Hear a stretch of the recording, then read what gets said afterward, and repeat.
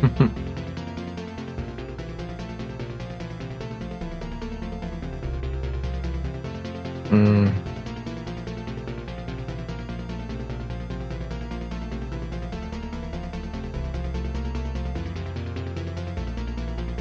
Hey everybody, you are tuning into the Canary Cry News Talk live stream pre-stream. Welcome to all and congratulations to Gazlin Bonds in the chat, producer Allie, for being the first comment of the day over there on Twitch. Now I just want to remind everybody, you're probably not going to get a notification on time. And one way to help reduce the non-notification storm, the dark winter, is to follow us on multiple platforms. That includes twitch.tv/Canary Cry Radio, youtube.com/Canary Cry Radio. We're also on DLive and all sorts of places, but it's just a good idea to follow on multiple platforms to make sure you don't miss a thing. Okay, folks, well, we've got a lot of stories today. We are wrapping up Vax Week in the United States, and so we've got some updates about that along with the nuclear hack. It's going to be exciting, folks, so make sure to stay hydrated as always, and buckle your seatbelts. It's going to be a bumpy ride. The world is getting crazier. People are acting more and more insane. The end of the world is tomorrow. Tomorrow. There's only one thing to do when the world is falling apart. Listen to Basil and Gonz as they discuss this week's news and events through the lens of Bible prophecy. You are listening to Canary Cry News Talk. You're listening to Canary Cry News Talk. Today is December 18th, 2020. This is episode 278, and today, Nuke hack Vax Flak. And I'm not Dr. Seuss, but I am your best buddy, Basil. And this is Gonz. Welcome to the podcast where we praise Jesus while reporting the egregious. We bring you a well-rounded, biblically grounded intake of world events. So thank you for joining us live or later on the podcast app or some app that plays podcasts. We appreciate your presence. Yes, welcome. Welcome to all. We are back. It is the end. It is the Friday of the first week. It is the end. End of it all. It is the Friday of the first week of the vaccination, ramp up in the United States. And so we'll have a lot to talk about, checking out what's floating around the interwebs as well as the mainstream news. But I don't know. What else? Anything that just must be said before we jump right in? No. Let's jump right in. There's no time today. No, there's no time. Yeah, so just a brief, as you know, we touch on the election stuff because that's not our thing really, is to get too political or anything like that, but we do want to report this story here. This was published a couple hours ago on Axios. It's making its rounds on social media. Scoop: Pentagon halts Biden transition briefing. So, yeah. Oh, yeah. This is getting serious now. We got to take a little break. That is curious. Yeah.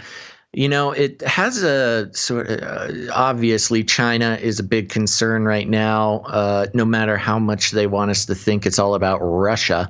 But what a time for the Biden transition team to be left out of, national defense briefings when we have probably the biggest hack, certainly in American history.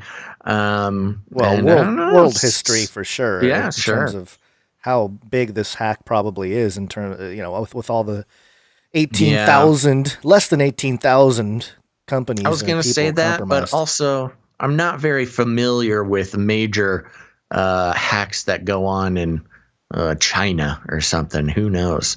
But yes, you're right. Certainly one of the most notable hack to ever be released publicly. And of course, there's a lot of national security concerns, of which we will talk about quite a bit later on in the show. But it does kind of make you wonder what's going on that they don't want the Biden transition team to be aware of. Yeah, so the Axios article, briefly, it says Acting Defense Secretary Chris Miller ordered a Pentagon-wide halt to cooperation with the transition of President-elect Biden, shocking officials across the Defense Department. And then Biden Transition Director Johannes Abraham contradicted the Pentagon's official response to the story on Friday afternoon, telling reporters, "Let me be clear, there was no mutually agreed upon holiday break." I like how he thinks it's a holiday break. It's a break. Don't worry, it's just a break. Just a holiday break, but we didn't agree to it, even though... You don't have to show up. Don't worry. We just had a digital Pearl Harbor, but just pretend like that didn't happen. And it just kind of goes on here with the story. What I thought was interesting at the very end of this Axios report, it says these same senior leaders needed to do their day jobs and were being consumed by transition activities. With the holidays, we are taking a knee for 2 weeks. We are still committed to the productive transition. And that was a quote by the senior Defense Department official there. So playing some politics there, maybe. He talks about taking a knee, talks about it's like a light shade on one side of the political aisle there, but trying to downplay it, there's so much going on. We just we wanted to take a knee real quick and get some things done, like maybe protect the country. Before. Yeah, pulled that move before. Oh, don't worry, we don't need you to come in today. Just take a break. Yeah, it's break time. So, what if they played that over the loudspeaker there at the Department of Defense? Pentagon. Yeah. So that's all we'll mention here. It'll come up again, obviously, in the story about the nuclear arsenal hack. But before we get there, we're going to do our usual things here. We have a very interesting Flippy update. You ready for that, Basil? Yeah, I'm ready. Flippy update. Do you want fries with that? That's right, folks. It's the Flippy Update. If you're new to the show, let me just learn you something. Flippy is the colloquial name we have for the disembodied robot arms that are taking our jobs, enslaving our children, and flirting with our spouses. We use talking about Flippy as sort of a proxy conversation about robotics and AI and how they will inevitably take over the world. So be nice to Siri. Watch out. But today, this is a very interesting article coming from taskandpurpose.com. And the headline is "The Army is working on super nimble swole bots." Ooh, swole bots. It's been a theme recently on this show, but the article reads like this: despite American pop culture's dire warnings about the future of robot warfare. Did they just call us pop culture, Guns? We are pop culture. Oh, no. Oh, no. Where's my Illuminati check? Oh, no, I'm not going to get that. Army researchers simply can't help themselves when it comes to developing new and freakish machines to accompany soldiers onto future battlefields. According to the Army Research Laboratory, the service is currently researching what it describes as, quote, robotic systems packed with muscle tissue that can produce, quote, never seen before agility and versatility in a ground-based system. The field of research known as biohybrid robotics, quote, integrates living organisms to mechanical systems to improve performance, according to the ARL. Quote, muscle tissue is outstanding at producing a specific amount of mechanical power at a given moment, and its versatility is unrivaled in robotic actuation today, said Dr. Dean Culver, an ARL research scientist, in a statement. Now, don't expect the Army to roll out a fleet of muscle-bound walking butt kickers to bust down doors alongside soldiers anytime soon. Instead, the service is focused on applying the logic and elegance of biological systems to clunky and clumsy ground-based systems. Indeed, the ARL says that the first applications for biohybrid robotics will focus on legged platforms like the Army's Legged Locomotion and Movement Adaptation, the LLAMA, research platforms in the U.S. Marine Corps Legged Squad Support System, the LS-3, although Culver and his collaborators, quote, are also considering flapping wing drones. Ah! That's the spookiest thing I've ever heard. Quote, one obstacle that faces ground-based robots today is an inability to instantly adjust or adapt to unstable terrain, Culver said in a statement. Quote, muscle actuation, though certainly not solely responsible for it, is a big contributor to animals' ability to navigate uneven and unreliable terrain. Similarly, flapping wings and flying organisms' ability to reconfigure their envelope gives them the ability to dart here and there, even among branches. Quote, in multi-domain operations, this kind of agility and versatility means otherwise inaccessible areas are now viable, and those options can be critical to the U.S. military's success, he added. If this sounds decidedly creepy, you're not alone. The prospect of robotic sidekicks that move eerily like flesh and blood creatures because of their artificially manufactured muscle tissue is absolutely the stuff of our science fiction nightmares. Quote, organisms outperform engineered robots in so many ways, Culver said in the ARL statement. Quote, continues, why not use biological components to achieve those remarkable capabilities? I'll tell you why. I've seen this movie before, and it tends to suck total butt for the human organisms involved. Some live censoring there. Then they give a little clip of the Terminator. But there you go. This is interesting. We've been following the biomechanical field for a while, and this isn't the first time that they've mentioned this as an idea, but this really is an interesting take on the biblical passage referring to iron and clay gons at this point. Yeah. It's putting human flesh muscle on robotic skeletons, of course, is not a brand new concept. That's pretty much the entire concept of the Terminator, but they seem to be pretty excited about making it a reality sometime soon. What's creepy is that they're going to have like the LS-3 or whatever, just legs. That's going to be the weird thing.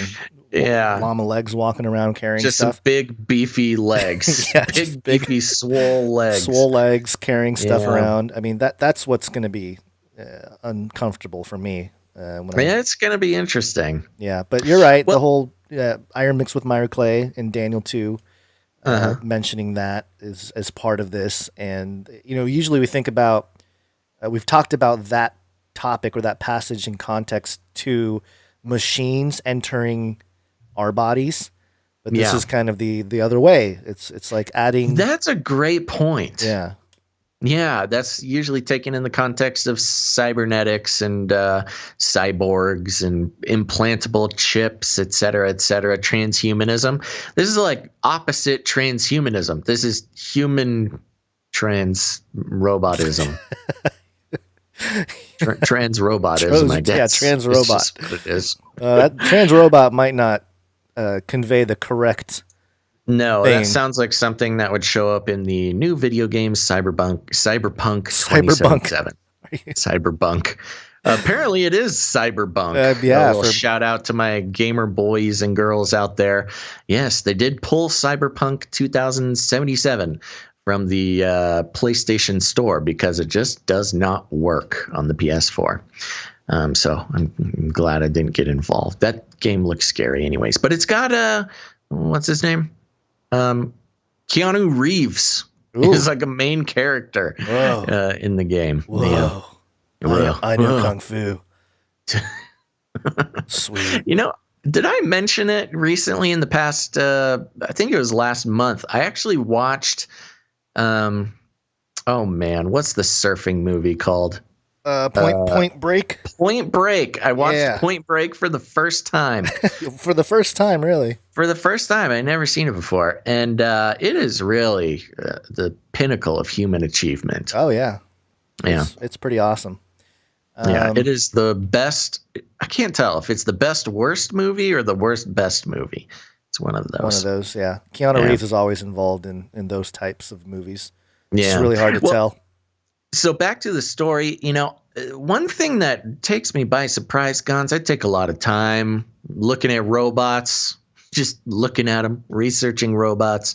And it seems a little early to be getting into the mixing, into the biological mechanics thing.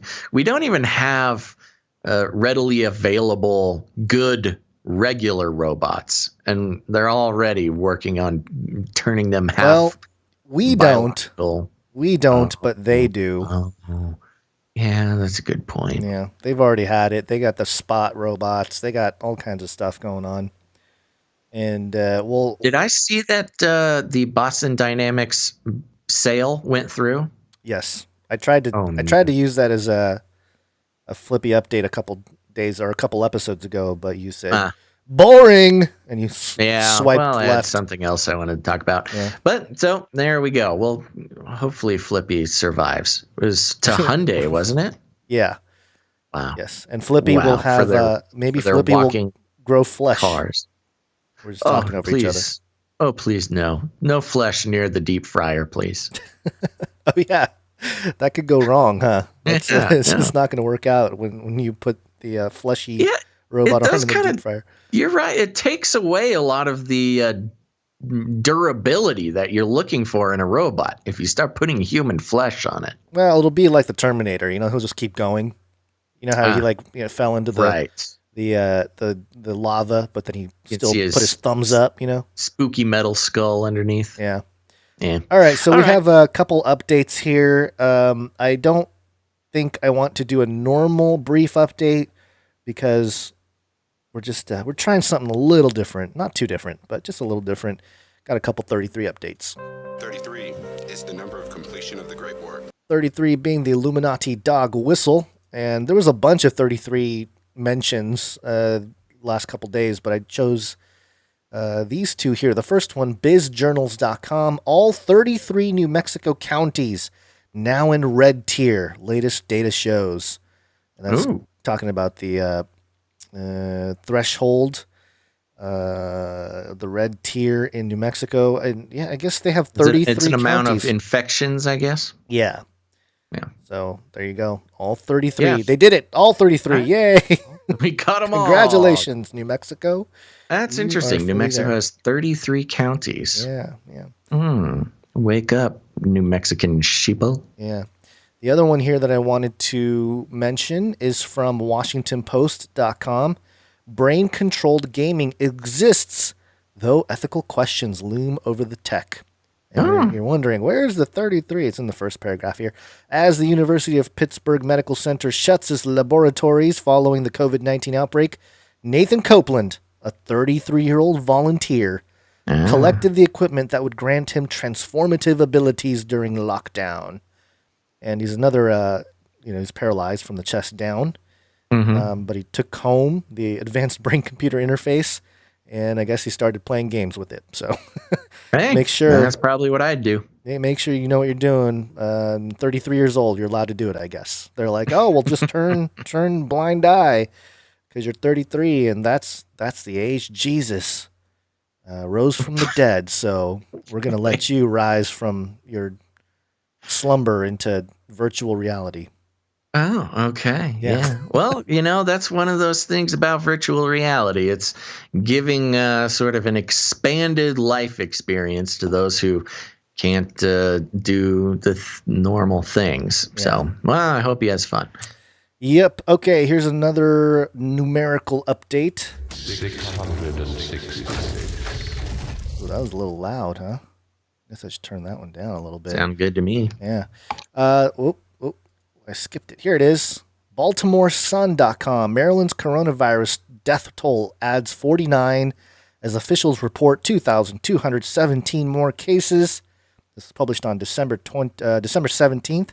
After Maryland reported fewer than 200 deaths in October, 1,152 people have died in November, and just over half of December. Maryland has reported 666 deaths so Oh my far gosh. this month.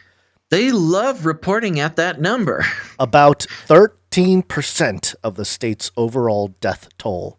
That's, 13, the whole Osiris number there. Yeah, they're all plugged into the occult numerology. It all comes together in Maryland.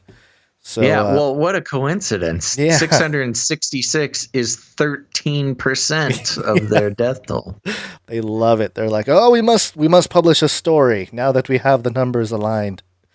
So there you go. That's our quick 666 update there. And then I have this one. Speaking of the beast system, beast system. Now, you always tell me or talk to me about the statistics of Canary Cry News Talk, which countries we rank highest in, and South Africa pops up quite a bit. Yeah, South Africa, they love us down there. So this jives with that thinking. News24.com. Opinion. Vaccines of the devil. Mogoins. I don't know if I'm pronouncing that right. Mogoing. Is contestable statements threaten vaccine confidence. And let me just read the first paragraph here. As the UK took its first step last week in what stands to be the biggest mass rollout of vaccination in its history, South Africa's Chief Justice Mogoeng caused a stir following his controversial stance on vaccines, wherein he publicly prayed that people be spared the, quote, satanic agenda of the mark of the beast. Yeah.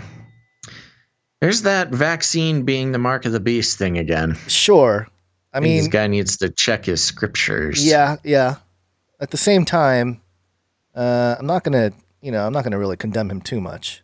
Well, I mean, certainly a good number of people think that's the case. I won't be too concerned until I have to sign a little paper or take an oath to deny Jesus Christ to get my vaccine. But I will say, let's see here. I'm looking at the charts now. So producers, listen up. I'm just going to give you the charts now.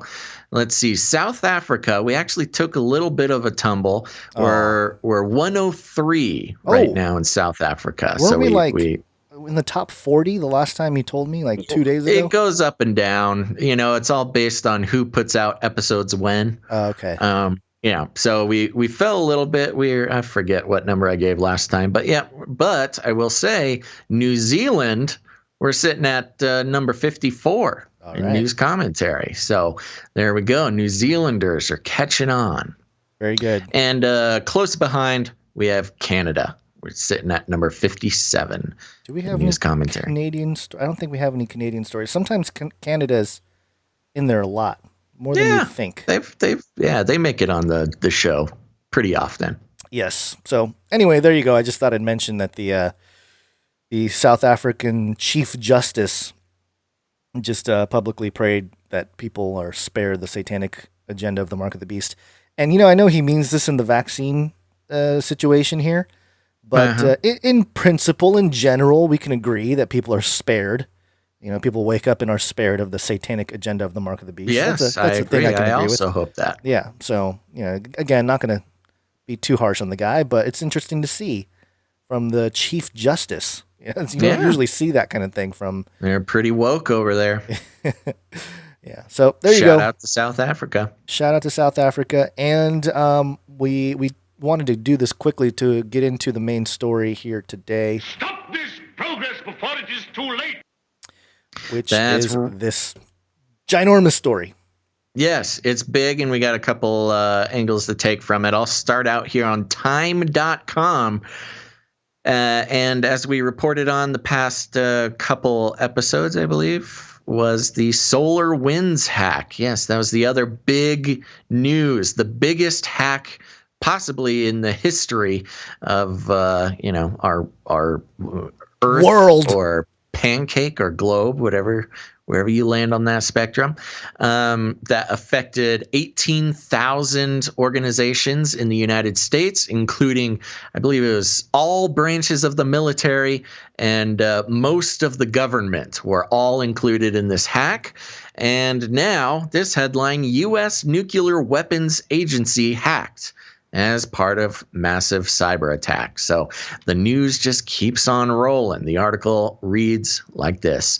The U.S. Nuclear Weapons Agency and at least 3 states were hacked as part of a suspected Russian cyber attack that struck a number of federal government agencies, according to people with knowledge of the matter, indicating widening reach of one of the biggest cybersecurity breaches in recent memory. Interesting. They changed. I don't know if this means anything, but when it comes to mainstream media, you really got to pay attention to the language. In previous articles that we've written, they've called it alleged Russian cyber attack, and now it's suspected Russian cyber attack. Yeah. Is there a big difference between those two words to you? Maybe a little bit, but not so much. I feel like alleged has more of an accusatory tone, and suspected is just kind of like, I don't know. Suspicious. Yeah, I don't know, kind of suspicious. Yeah. But when you allege something, it has a much more sort of official accusatory tone. But anyways, Microsoft said that its systems were also exposed as part of the attack. Hackers with ties to the Russian government are suspected to be behind a well-coordinated attack that took advantage of weaknesses in the U.S. supply chain to penetrate several federal agencies, including departments of Homeland Security, Treasury, Commerce, and State. While many details are still unclear, the hackers are believed to have gained access to networks by installing malicious code in a widely used software program from SolarWinds Corp, whose customers include government agencies and Fortune 500 companies, according to the company and cybersecurity experts. Quote, "This is a patient, well-resourced, and focused adversary that has sustained long-duration activity on victim networks," the U.S. Cybersecurity and Infrastructure Security Agency said in a bulletin that signaled widening alarm over the breach. The hackers posed a grave risk to federal, state, and local governments, as well as critical infrastructure and the private sector, the bulletin said. The agency said the attackers demonstrated, quote, "sophistication and complex tradecraft." The Energy Department and its National Nuclear Security Administration, which maintains America's nuclear stockpile, were targeted as part of the larger attack, according to a person familiar with the matter. Oh, for once, I just want somebody to name a source. I don't think anybody's named a source in all of 2020. An ongoing investigation has found the hack didn't affect, quote, mission essential national security functions. Yes. Shaylin Hines, a Department of Energy spokeswoman, said in a statement. Quote, "At this point, the investigation has found that the malware has been isolated to business networks only," Hines said. The hack of the nuclear agency was reported earlier by Politico. Microsoft spokesman Frank Shaw said the company had found malicious code in our environment, which he isolated and removed. Quote, "We have not found evidence of access to production services or customer data," he said in a tweet. Quote, "Our investigations, which are ongoing, have found absolutely no indication that our systems were used to attack others." Reuters had earlier reported that Microsoft was hacked and that its products were used to further the attacks. In addition, 2 people familiar with the broader government investigation into the attack said 3 state governments were breached, though they wouldn't identify the states. A third person familiar with the probe confirmed that state governments were hacked, but didn't provide a number. Oh, and this, you gotta love this. Biden's pledge. While President Donald Trump has yet to publicly address the hack, President-elect Joe Biden issued a statement on Thursday on, quote, "what appears to be a massive cybersecurity breach affecting potentially thousands of victims, including U.S. companies and federal government entities. Quote, "I want to be clear. My administration will make cybersecurity a top priority at every level of government, and we'll make dealing with this breach a top priority from the moment we take office," Biden said, pledging to impose, quote, "substantial costs on those responsible for such malicious attacks." Russia has denied any involvement in the attack. Hines, the Department of Energy spokeswoman, said that efforts were immediately taken to mitigate the risk from the hack, including disconnecting software, quote, "identified as being vulnerable to this attack." with this. And there you go. That's the end of the article. Interesting how they had to, of course, put in an advertisement for Biden. Interesting, though, that he's suddenly not allowed in the national security Pentagon meetings. So, got hairy legs. there you go. He's pledging to make this his top priority. Well, that's going to be difficult now that he's not allowed in the meetings. Maybe they told him that he needs to shave his legs and stop, smelling women and kids. And anyway, that could possibly be it. But I don't know. I mean, there is a possibility, and this is just conjecture. His connections and his son's connections with China, which are now officially, part of a larger investigation, could have compromised his standing with the Pentagon on these matters.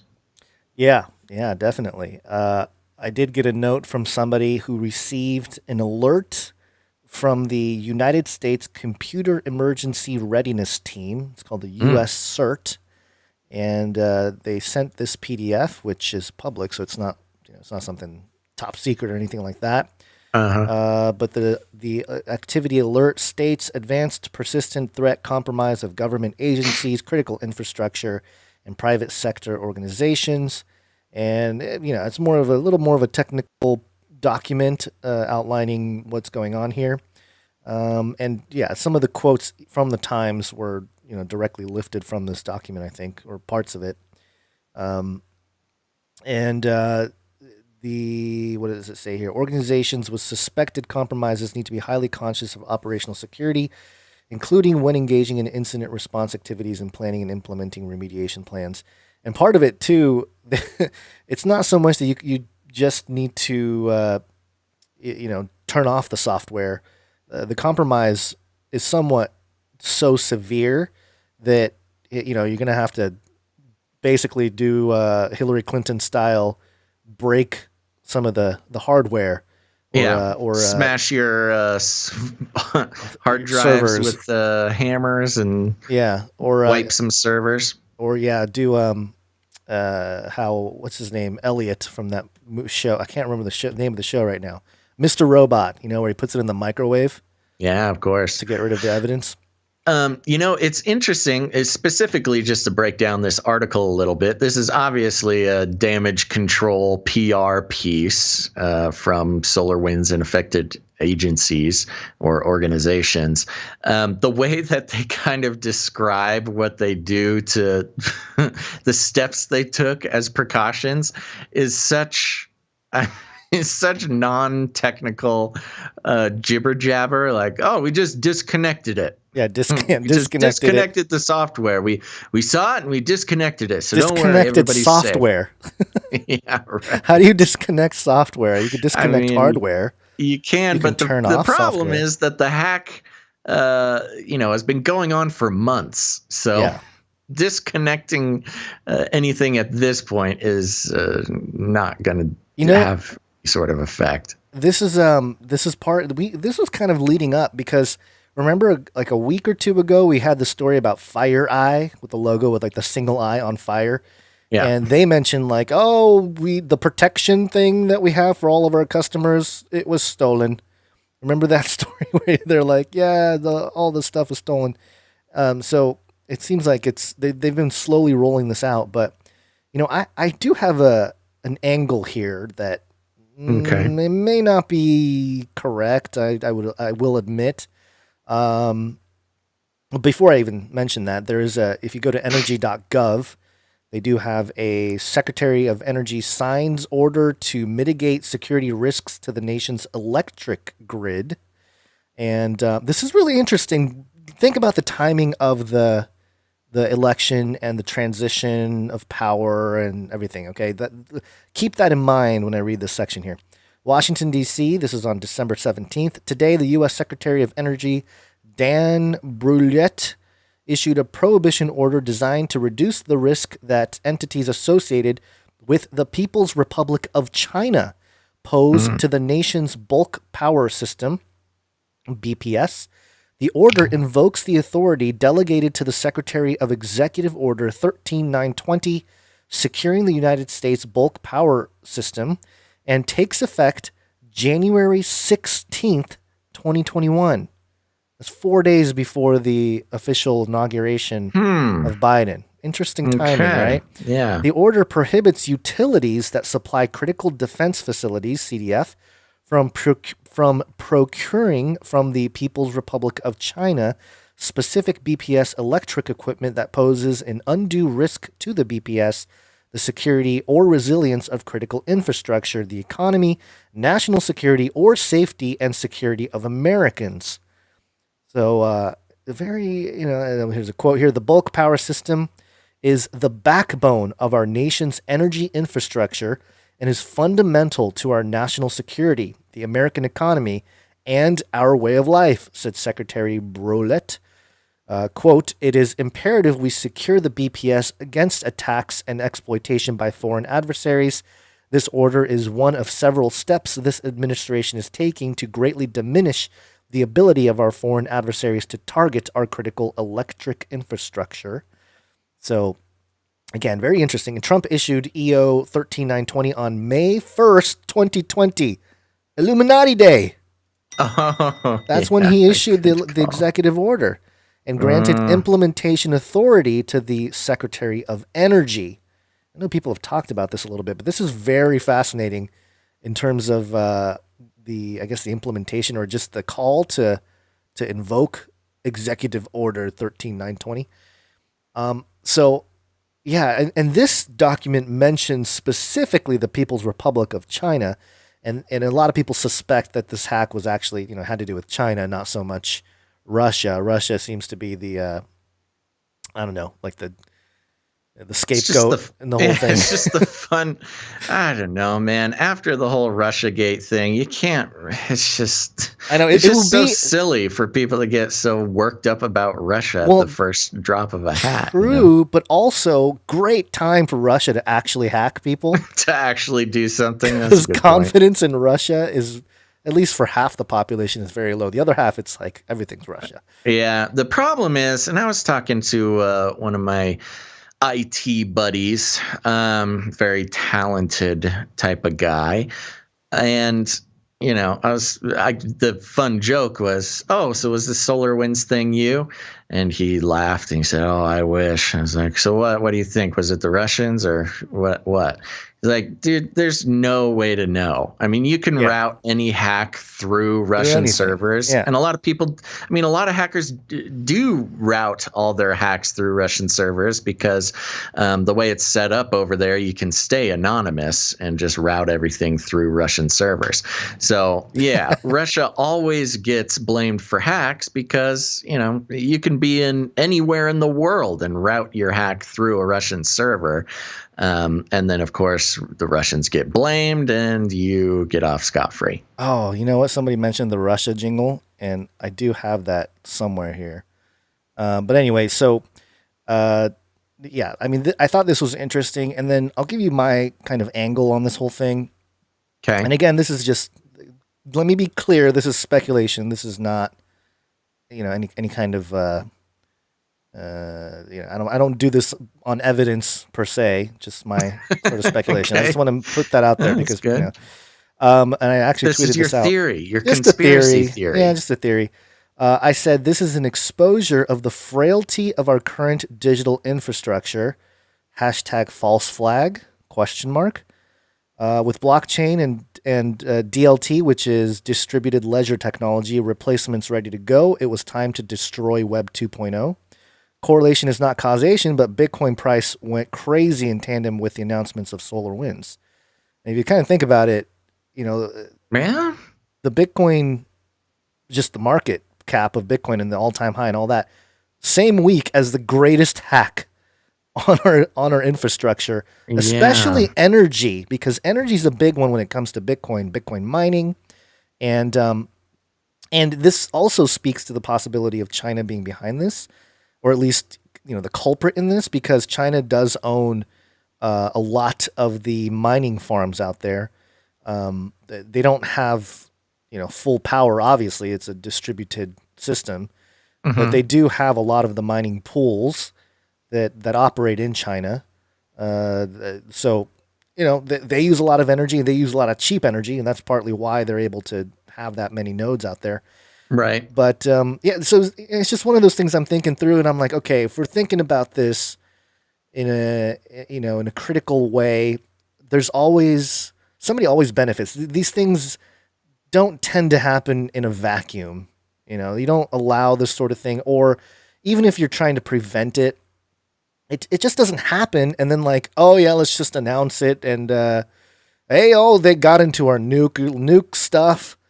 And that to me is it's kind of ridiculous, because in my mind, it's like, okay, if they really have the nuke codes, wouldn't they have some kind of random generator? Well, I don't think anybody says they have the nuke codes, but it's just getting into the nuclear infrastructure. The infrastructure, and the arsenal. As a reminder to everybody listening, this isn't just nuclear weapons. This is also nuclear power. Right. So, it could have been anywhere within that infrastructure. But the Time article said that it's not mission critical, so everything's fine. Of course they're going to say that. Well, and as for more, just a little bit more context, SolarWinds is sort of a business infrastructure software company. So I would be pretty surprised if SolarWinds was being used in some, weaponized capacity for, nuclear missiles or something. Yeah. But, there's a lot of infrastructure that goes around these government organizations, and probably wouldn't want Russia or China to be involved in any of it. Right. Well, that's what I'm saying is when you think about the greater people at the very top, they know that this kind of stuff was going to take place, and it just feels like, hey, all right, the transition is now. Let's start exposing some of the problems with the whole system. Certainly on a psychological operations basis, increasing the animosity to Russia would take attention away from China, thus attention away from Biden's connections to China, and also decrease, what is the word I'm looking for? Confidence, decrease confidence in the fact that our entire world runs on the internet and is supposedly safe. So, it's another, I called it kind of a black swan event when this hack happened at the beginning of the week. And I think more aptly, you could call it a potential black swan event or a black swan warning event, because the real black swan event would have been, they do get into the power grid, shut something off. They do disrupt the supply chains. Here's the thing, though. They don't have to actually go through with any of it, because especially if they really pull, they shut off the grid, they do that kind of thing. Then they sort of give away their positions too. Once you act upon it, you can be in there and be invisible. But once you move, then it's like, oh, there you are. It's almost, it's what's the it's like so they could have been waiting. They could have been waiting for Biden's inauguration day or something. But they didn't. We found them. Yeah. But what is there's an analogy, the dark forest analogy or something, where you can't see them until they move. I don't remember. Anyway, there's something along those lines where, but like a T-Rex vision. Sure. It's T-Rex. Their vision is based on movement, guys. Oh, is it? Okay. Yeah. All right. Those little chickens running around.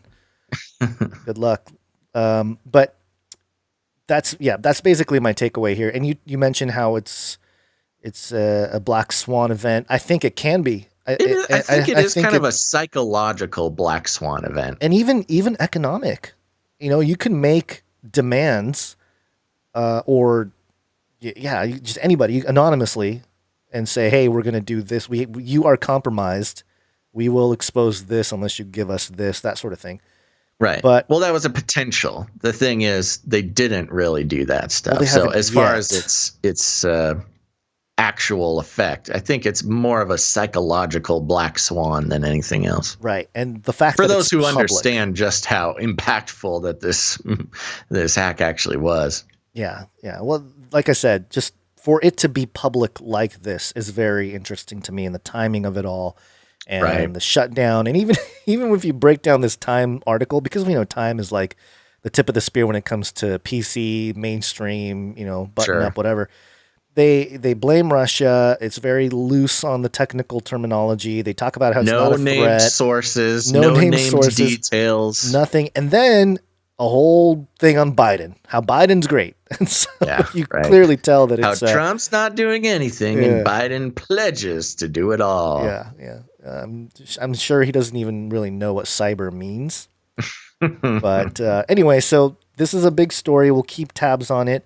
This could be part of the cyber pandemic, or the cyberdemic, or what we call it, cyber demonic, and just that whole situation there. And we'll just keep track of it. Yeah, and more things will be coming out for sure. They are in the midst of figuring it all out as we speak. And this also ties into a lot of the. I mentioned this on Twitter as well. How the same people that were, and we've talked about this, the same people who were warning against martial law are now pushing for it. Yeah, it just seems like crazy. Again, it just seems like a good setup, like, hey, and then Lynn Wood tweeting about, oh, hey, get your food ready, make sure you have your guns and a week's worth of food and the 10 days of darkness and all that stuff. It kind of plays into that setup, a totally. Bit. Oh no, it's totally set up for some sort of thing. I will say on that point, I did go to my grocery store just to get some gallons of water, some supplemental water, just to have around. You should have that anyways. But I thought I'd pick up a few more. They had put a 2-item limit on bottles of water. And water. Man. 2-item limit. And so I go up there and, you can play the game. There's 30 different types of water you can buy. And so I got 2 of each one and went up to the cashier. She's like, you can only have 2 of those. There's a 2-item limit on those products. I'm like, 2 per product, right? She's like, yeah. I'm like, okay, I only have 2 of each of these 30 different kinds of water. Thank you very much. Bring me up. Let's go. Did they do it?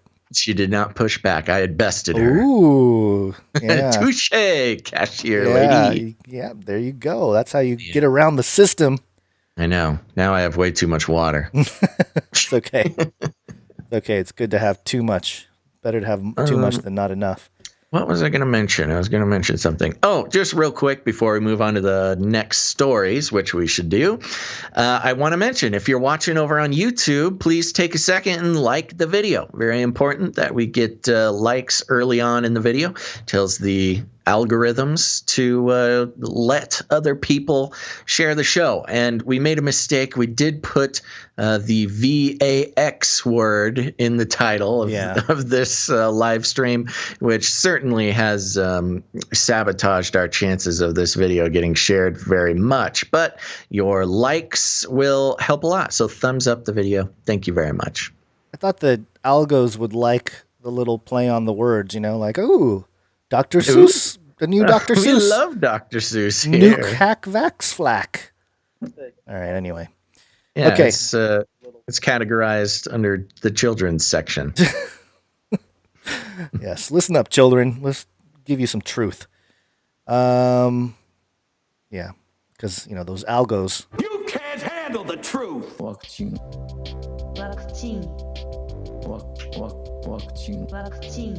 We got a whole bunch of vaccine updates here.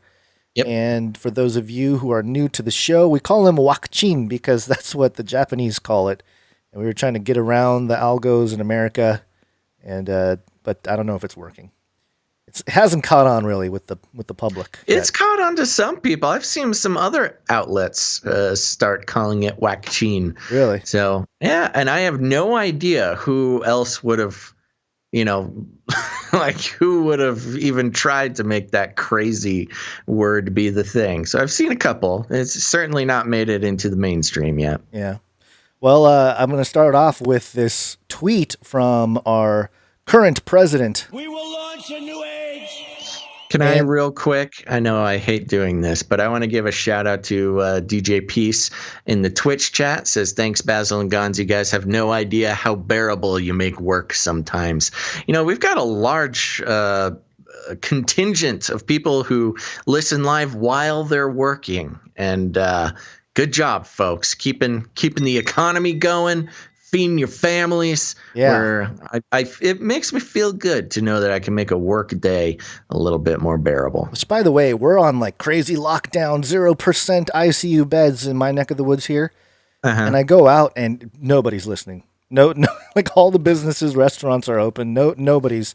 I think Newsom messed up big time. Over there in Southern California, nobody's following the orders. No. I think Gavin Newsom really messed up, and even the liberal Democrats out there are like, yeah, if Newsom's gonna keep his winery open, it's pretty social revolution against Newsom. Yeah, we'll see, because there was a call to or recall Newsom. Yeah, well, yes. As a little update, I mean, last I checked, they were almost halfway. Signatures? The signatures that they need to activate an actual recall of the governor. This is awesome. The last time we did that, we got Arnold Schwarzenegger. That's what I was going to bring up. Yeah. So who knows? Who knows who will take over this next time? Oh, great. Maybe you'll get like Chris Pratt. Yeah, all right. Not bad. Star-Lord. Okay. Yeah.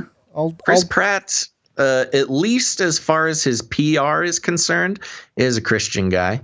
Yeah. Tim Dillon, I don't think he's a Christian guy, but he said he would do it. Like, he was serious about it, too, that he was going to run. Comedian guy. Anyway, so Trump tweeted this out yesterday on December 17th.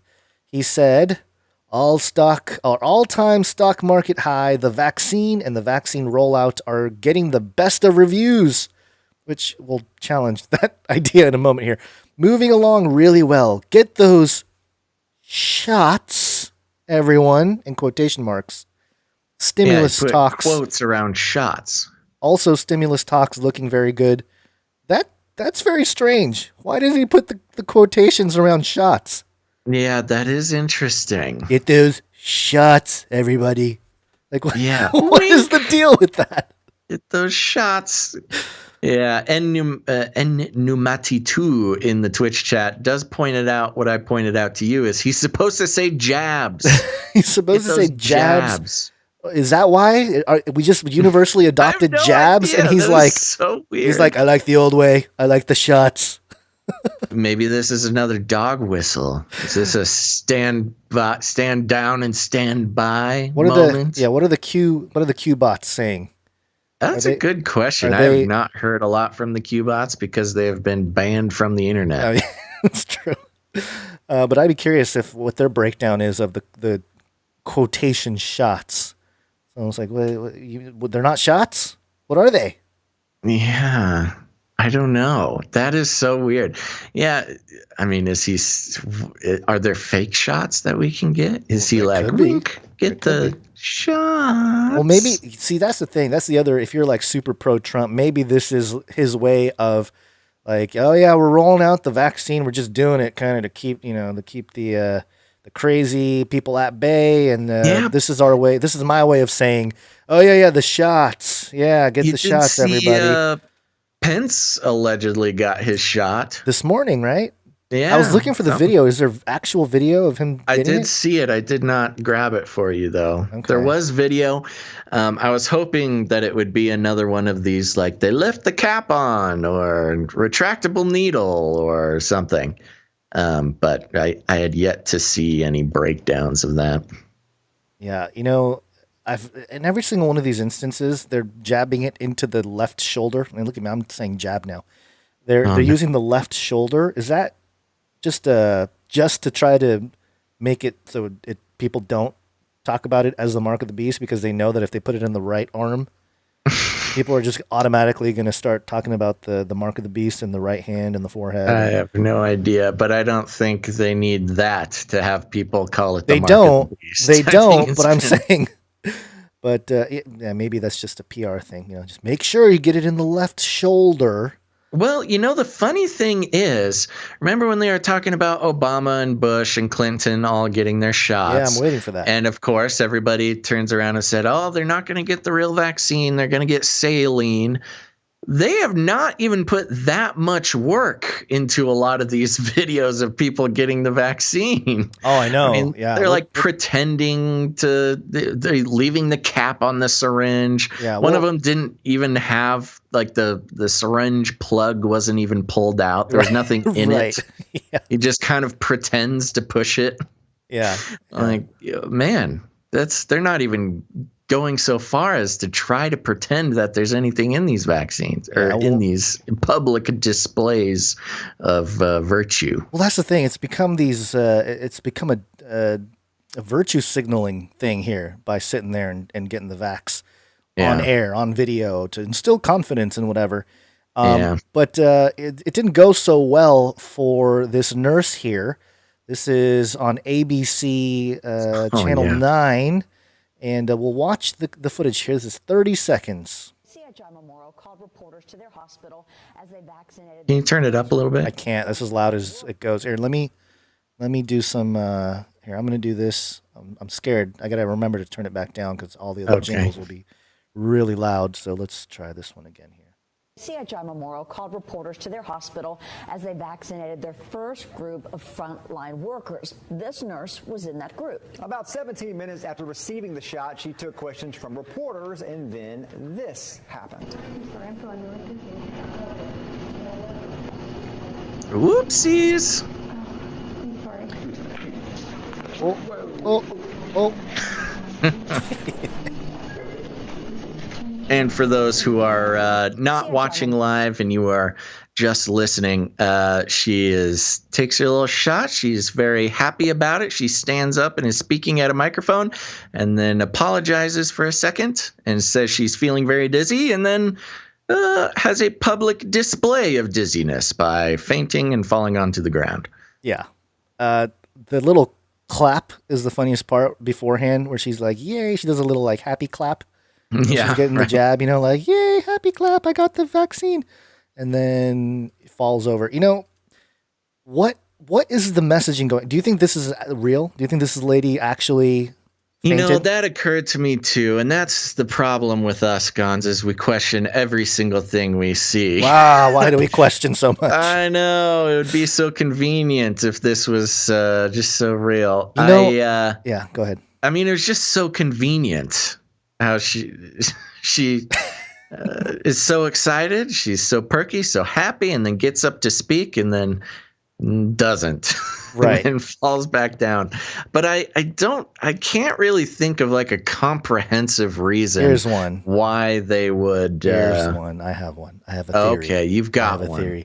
My theory is that, and this is, again, off the cuff. I don't have any hard, tangible evidence to support the thesis, but here it is. This is the Pfizer vaccine. Moderna is the other one that's ramping up to be shipped out there. This could be a sabotage play. Ooh, like, the Pfizer vaccines don't work. Look, the woman fainted on air. You're right. Okay. Yeah. That is a pretty crazy situation we've been put in where there's two separate companies trying to save the world and have everything to gain and nothing to lose. Yes. So, yeah, that's interesting. Maybe somebody didn't pay their advertising bill on what is the channel that this played ABC. on, ABC. Yeah. So Maybe they're Pfizer's behind on their advertising invoices. So they're like, oh, you're not going to pay your bill? We'll have some lady faint after taking your thing. There's also another side of it, which would be a predictive programming angle, which is, like, oh my gosh, she fainted. Oh, but she's okay. Don't worry. don't worry, fainting is normal. So Yeah. when you faint, Right. don't worry, you're already expecting it. Because that's been my biggest frustration is they keep saying nothing's wrong, no bad effects, no nothing. And then everybody's caught by surprise when, oh, lo and behold, something bad happens. Right. So it might be a little bit of predictive programming going on there. Yeah. I'm trying to see if these things aren't easy to sniff out. But obviously, a lot of these major outlets, ABC, NBC, the major money comes from pharmaceutical companies, and so most of their advertising that's where they get their money. So you got to kind of look at. And I'm looking at this article from ABC News, and they do a side-by-side comparison of Pfizer and Moderna.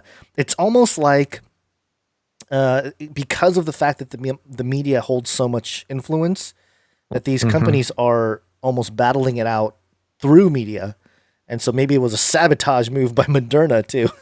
Well, it could this lady's like works for Moderna, and she's or even just Fauci, because Fauci is a stakeholder in Moderna, That's and right. he is not a stakeholder in Pfizer, as far as I know. Right. So there you go. I mean, that's just very interesting. But well, and the fact that they let it play on, yes, you know, that was what I was gonna say. If this was the real deal, you know, and they really were afraid of, giving some sort of bad impression. If they did not want to give a bad impression, they would have just cut away. They wouldn't have shown it. That's right. And they have to know that a woman fainting on air on mainstream live TV. What a great point. Thank you for pointing that out. They have to know that the anti-vax people are going to be jumping all over this thing. That's a ratings a young champion. Young, vibrant, medical workers and she puts her hand up to her head and she's got her wedding ring on and then she faints. It's a classic image. Yeah. And it's a classic image. Yeah. Oh, I'm fainting. I hope she's okay. And then the doctors in their lab coats rush up to her, wearing their masks.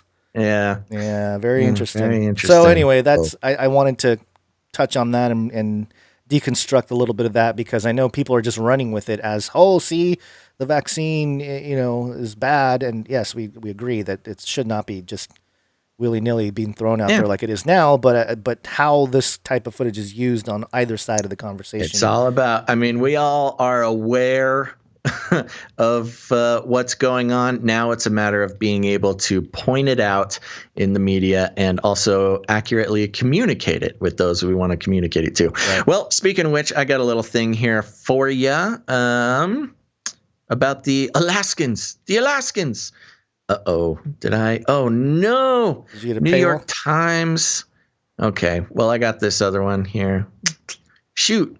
I got paywalled. Oh, you did? Are you paywalled on this? I'm not. I can run it real quick if you want. Hold on. Let me try one thing, and then, yes, I might have you take it. Oh, gosh. Hold tight, folks. Okay. Here we go. Nope. I'm getting paywalled. Your turn. Okay. Yeah.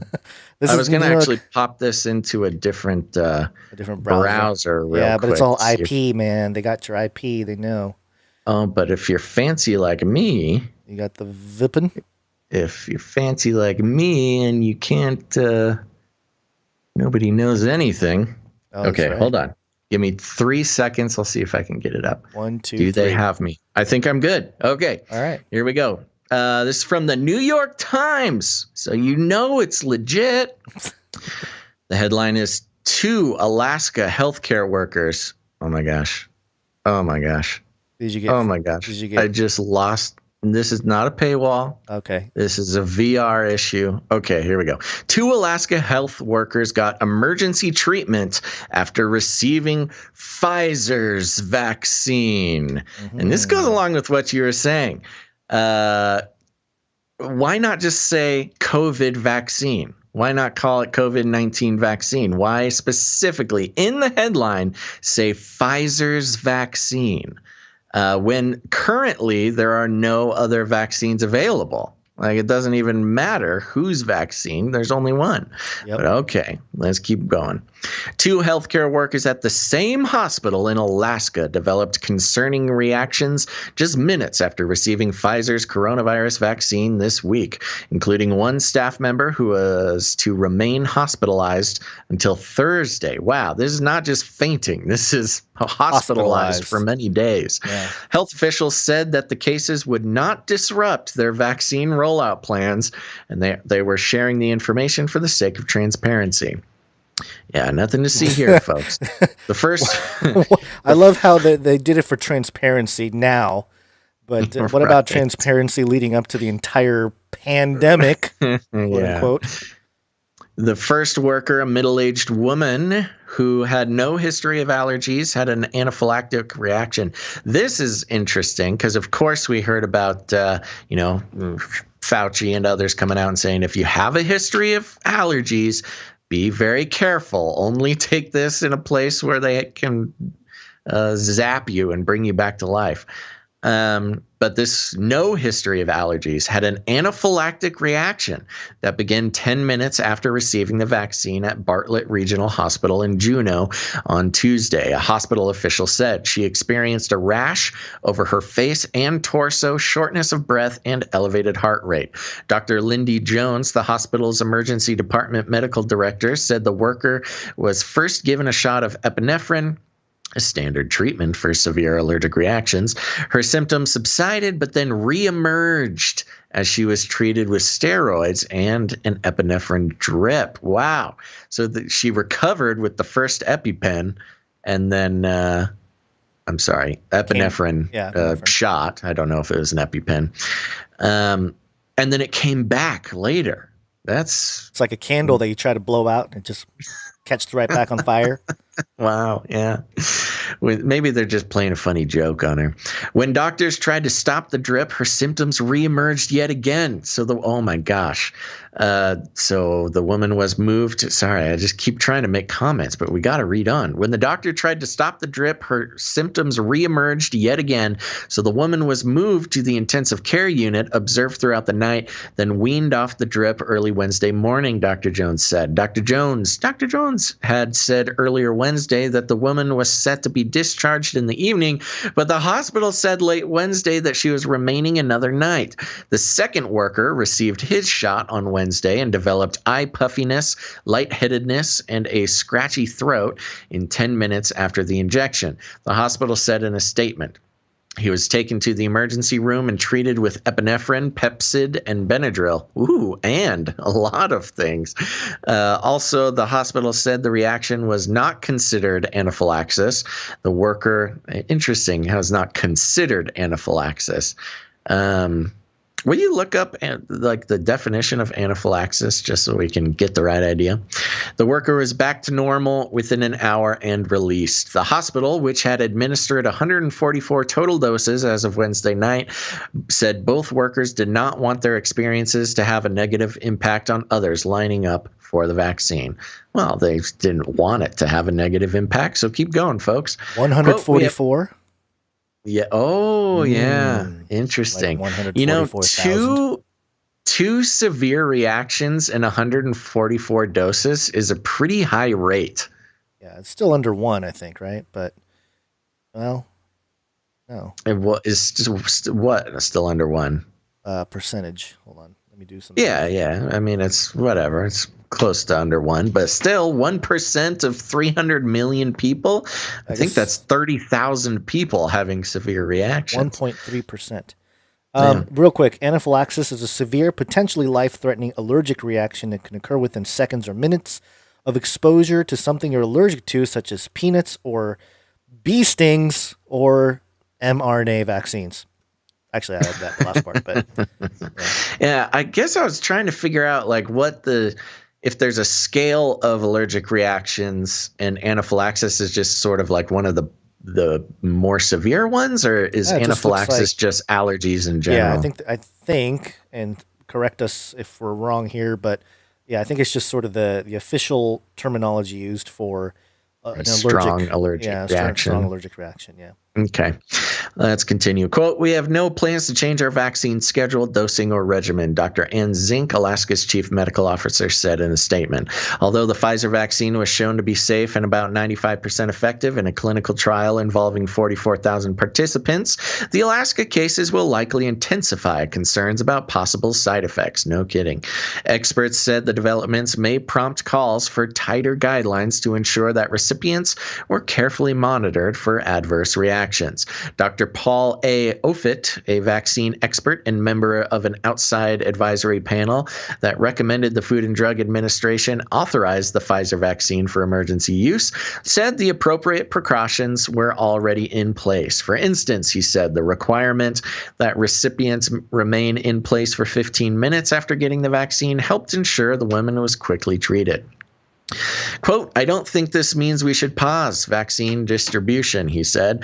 Not at all. But he said researchers need to figure out what component of the vaccine is causing this reaction. Dr. Jay Butler, a top infectious disease expert with the Centers for Disease Control and Prevention, said the Alaska situation showed that the monitoring system worked. The agency has recommended that the vaccine be administered in settings that have supplies, including oxygen and epinephrine, to manage anaphylactic shock. Talk about a good spin. Yeah. Not Silver only do you lining. have some talented doctors up there, but you've got some great spin doctors. Yeah. Don't worry, this worked as planned.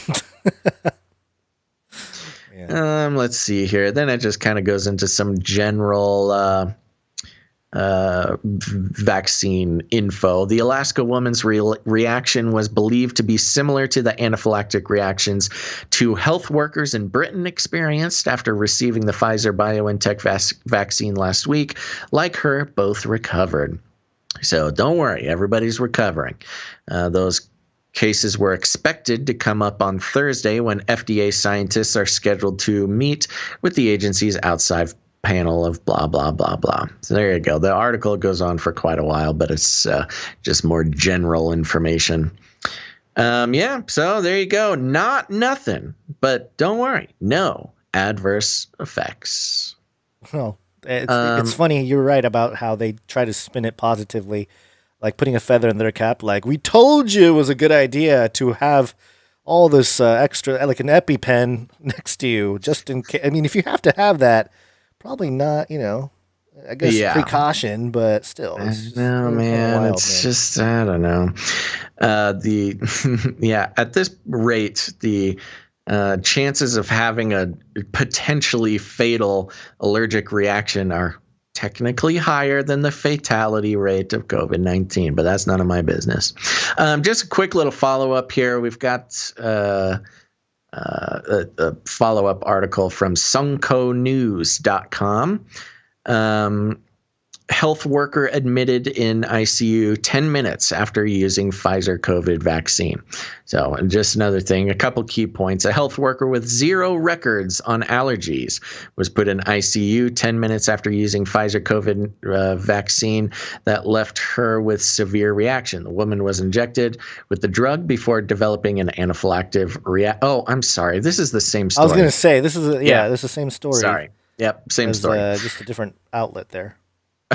What if we've been doing this show the whole time and we didn't realize that multiple outlets could report on the same story? Oh my gosh! Look how many times. 2 more people in Alaska? Oh my gosh! Alaska's having a hard time. Yeah, that would be bad. So anything else to say on that? We can move on here for a couple more. The rest speaks for itself. Let's keep moving. Okay, so there's a few more here. Just we won't spend too much time on them. But this story was published on BeckersHospitalReview.com. And the headline here was Pfizer COVID-19 vaccine doses get too cold, must be returned in 2 states. Oh no, how could it possibly get colder than negative 70 degrees Celsius? Well, U.S. officials quarantined several thousand doses of Pfizer's COVID-19 vaccine on January 16th after an anomaly in the transportation process led to the vaccines getting too cold. Gustav Perna, who oversees logistics, I think it's General Gustav Perna, who oversees logistics for Operation Warp Speed, The White House's initiative to speed COVID-19 vaccine and drug development told reporters that 2 trays of Pfizer vaccines that arrived at 2 locations in California had to be returned to the drug maker after the temperature somehow fell to minus 92 degrees Celsius. Wow. That's pretty impressive. Yeah. Each tray of the vaccine carries 975 doses. They have to keep it at 70.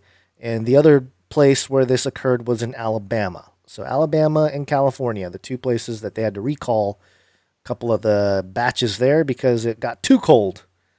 And that's okay. All right.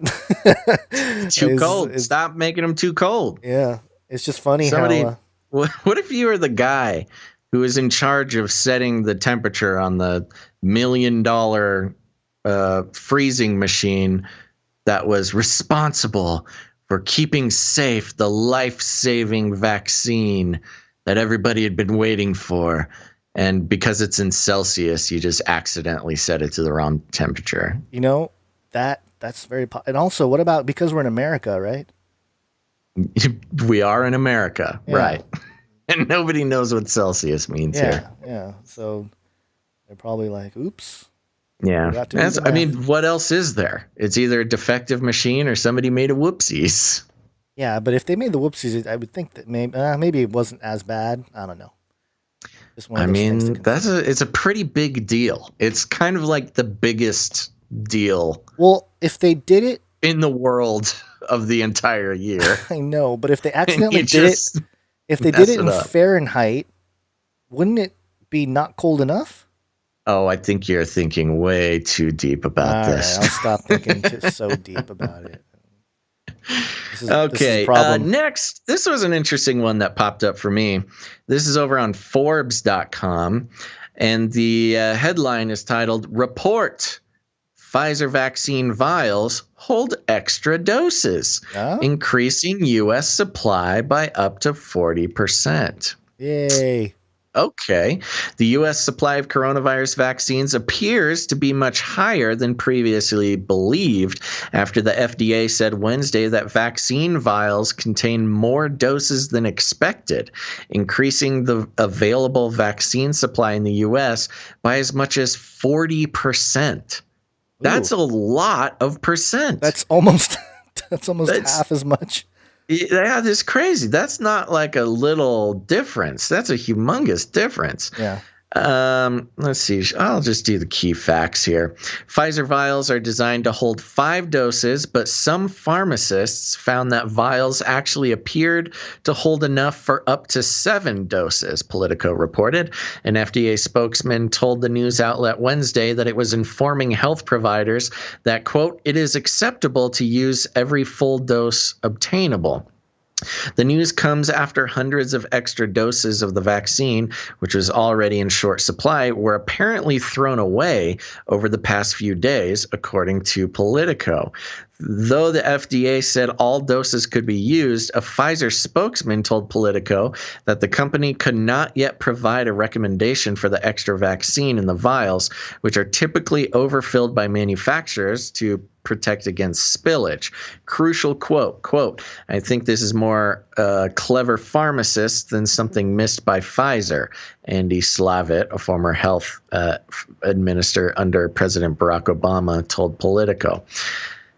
So it's just kind of like, why? Okay.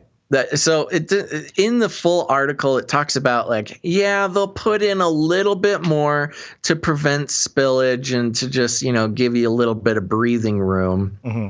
But usually it's less than 1 dose of breathing room. And they're saying they can get 2 extra doses out of each of these vials, which makes me kind of suspicious of, well, a lot of things. First of all, Pfizer, because they bill per vial. I'm assuming they bill per vial or maybe per dose. I have no idea. It's just kind of funky. Like, that's kind of a big oversight.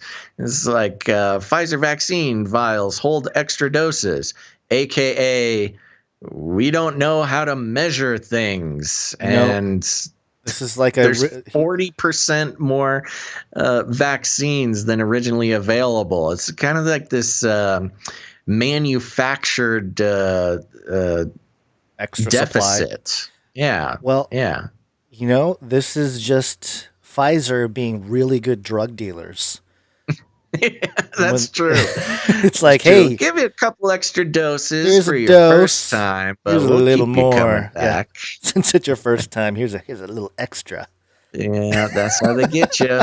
That's how they get you, man. I really think that's what it is. Otherwise, why else? Did they just produce a whole bunch of this stuff?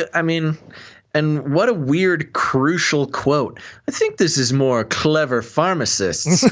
And so, what's clever? I thought pharmacists working gave the doses and there was more doses. What's clever about that? Yeah, well, Obama guy. So what are you gonna do? Yeah, that's true. The Vax Wars, the big pharma wars continues here. Bloomberg.com. Moderna ditches 400,000 vaccine doses, but still set to meet goal. Oh, good. Yeah, Moderna Inc. had to discard 400,000 doses of its experimental COVID-19 shot after a filtration issue compromised the product during the final stages of manufacturing, a U.S. official said Thursday. Monsef Slaoui, Operation Warp Speed's chief scientific advisor, disclosed Moderna's manufacturing hiccup in an interview with Bloomberg News. The 400,000 doses, which weren't yet placed in vials, were part of a broader 1.4 million batch of its vaccine, Slaoui said.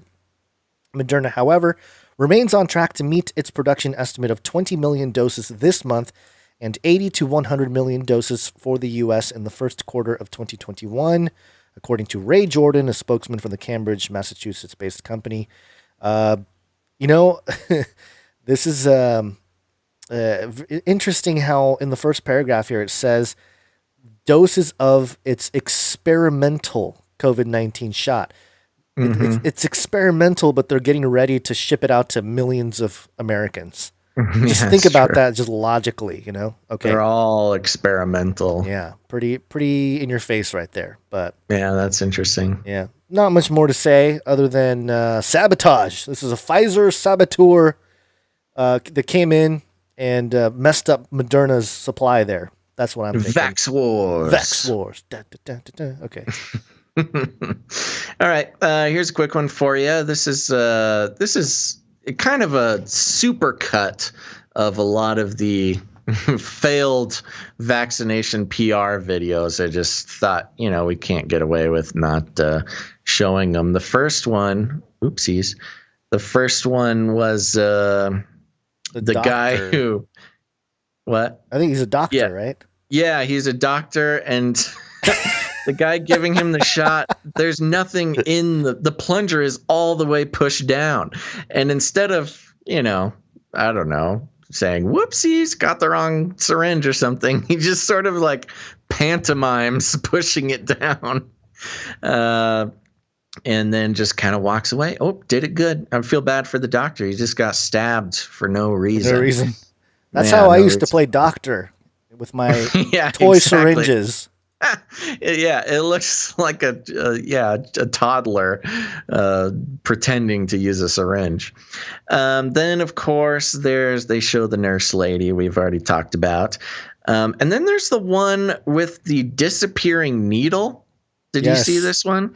Yeah, where the lady puts the needle into the arm, pushes the plunger, and when she pulls it out, the needle is gone. Which, I will say this, though. This one did get slightly debunked for me. Did it? Okay. Yeah, so of course there's the allegations of retractable needles, giving fake shots, things like that. Apparently there is a type of syringe that does use an automatically retracting needle, and it's for safety purposes. I saw like a medical video showing how it works, but I don't know. I've never used one. I've never had one used. It kind of looks a little sketchy because you stick it all the way in, and then once the plunger is all the way down, it activates some sort of mechanism that really quickly pulls the needle back in, pulls it into the syringe. I don't know. Never seen it in real life. Here's my thing too. At least the woman fainting, we know because it was reported, in the local news. There's a certain level of like, okay, this actually happened with the COVID vaccine. Yeah. Is there any hard evidence that the first guy, the doctor-looking guy, and then this shot here that you're talking about was actually from the COVID vaccine? Is there like hard proof of that, or is it just? No, I don't know. Yeah, that could be an issue. I've just seen this video floating around. So, yeah, that is a good thing to keep in mind when you're seeing just random videos floating around the internet claiming to be something. You just don't know unless you know. Yeah. Unless there's some sort of longer video with context and things like that. You just never really know. These were fun, seeing them floating around. Got me a little fired up for a second, but it only took about 3 minutes of research to find out that they're called, what are they called? I don't know, some safety syringe or something. The other thing, though, why would only some of the vaccine needles have that and other ones wouldn't? Well, that's the question, isn't it? I was a little curious, too. I was kind of under the impression that all of this would be standardized. Yeah. But guess not. I mean, is it like a roulette thing? Like, you got the retractable needle vaccine. Use whatever you got in stock. Yeah, who knows? All I have are these retractable needle ones. Hope no conspiracy theorists see a video of this because it's all I got. What if they're like, all we got is the stuff that was discarded by the heroin addicts on the streets of San Francisco. Oh, gosh. Jeez. We tried to sterilize it for you, but hey, yeah, if there's some sort of shortage of syringes, it's San Francisco. They got them laying in the streets for you. But there was one public vaccination that did concern me a little bit. Yeah. And that was this one, the pregnant lady. This was a Twitter post from Jaime Feynman. Happy and humbled to get my COVID vaccine today at 31 weeks pregnant, protecting myself, my patients, my family, and hopefully my unborn child all with one shot. Ooh, yikes. Hopefully my unborn child all with one shot. Hashtag not throwing away my shot. Oh, good. It's a Hamilton quote in there. Let me just say something real quick. This lady here, she's looks like she's at Temple University. She has a picture of herself, like a selfie or something of after the shot. She has that sticker. I got my COVID-19 vaccine. And this reminds me. We get a sticker? I have not seen these stickers. Oh yeah, she has a sticker, and it reminds me of the I voted. I voted sticker. Is the virtue signaling of all virtue signaling. And anytime you use the V as a check mark, it's virtue signaling.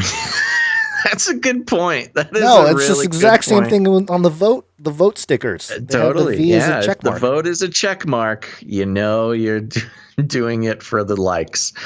And I saw there was a number of pregnant women who are very proud of themselves getting these vaccines. And it just made me a little concerned. And I went on a long journey trying to find clips about, it not recommending. I seem to have burned into my memory a clip of Fauci saying that it was that they don't recommend pregnant women get the vaccine. And then you and I went through this back and forth. You seem to remember that it was Bill Gates saying it. I was questioning whether it might have been Bill Gates that mentioned it, because I do remember somebody saying it. It's one of the two. It was either Fauci or Bill Gates recently. If somebody in the chat remembers or has a clip, let us know. You did find one clip. Did you keep I do. That clip I have a couple. Yeah, I have a couple things to mention here. Let's just play through some things, and then I want to express my concern. So the first thing I want to mention is that as we were looking for this clip of either Fauci or Bill Gates talking about not getting or not having pregnant, or pregnant women shouldn't get vaccinated, the at least for the last week here, or last couple weeks, all the stories that are out there are how safe this vaccine is for pregnant women.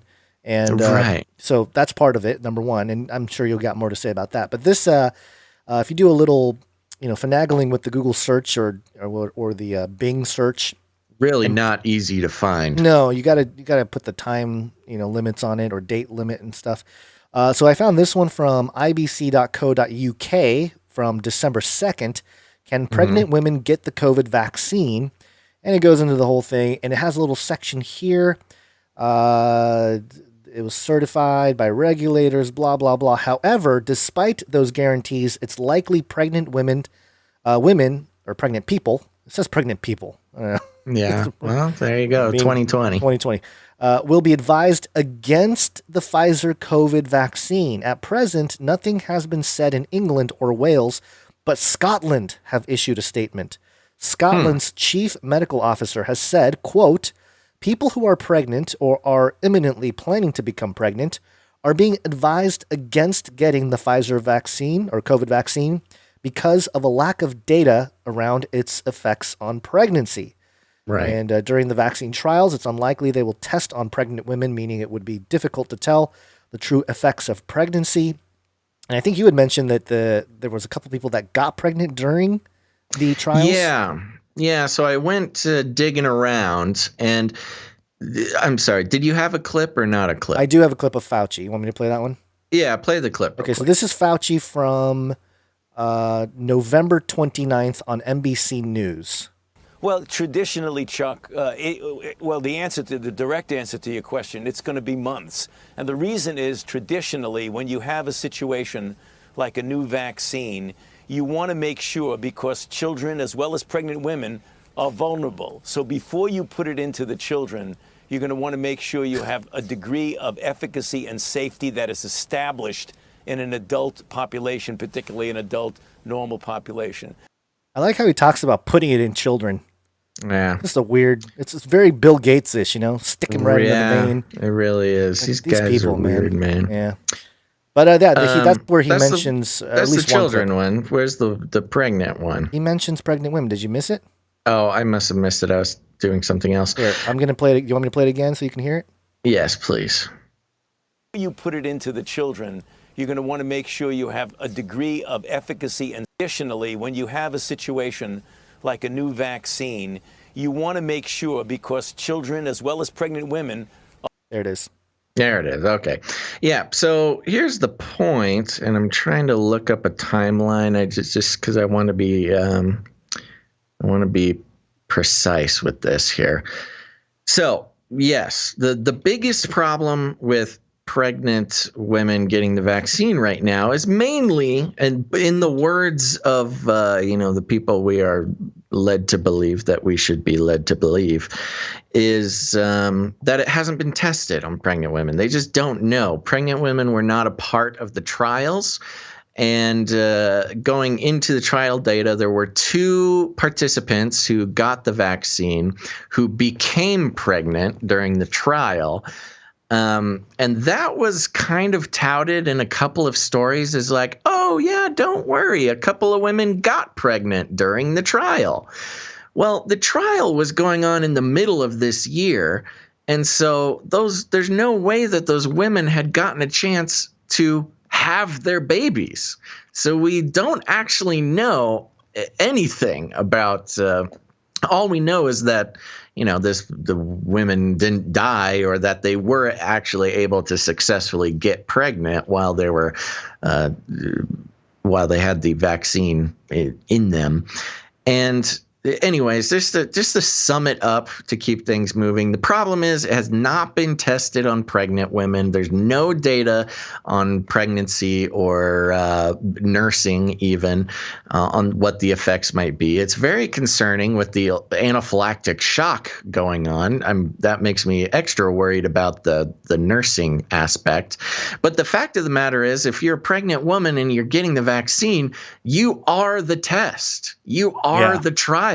There is no data. You are the ones who are going to find out if this is harmful or not. I mean, you are you're basically signing up your unborn child for a vaccination trial. That's what it is, and that is pretty concerning. That would not be something I would recommend anybody that I personally care about to take part in. We are the guinea pig, and they have pinned us to become the guinea pig, or at least the ones that are complicit.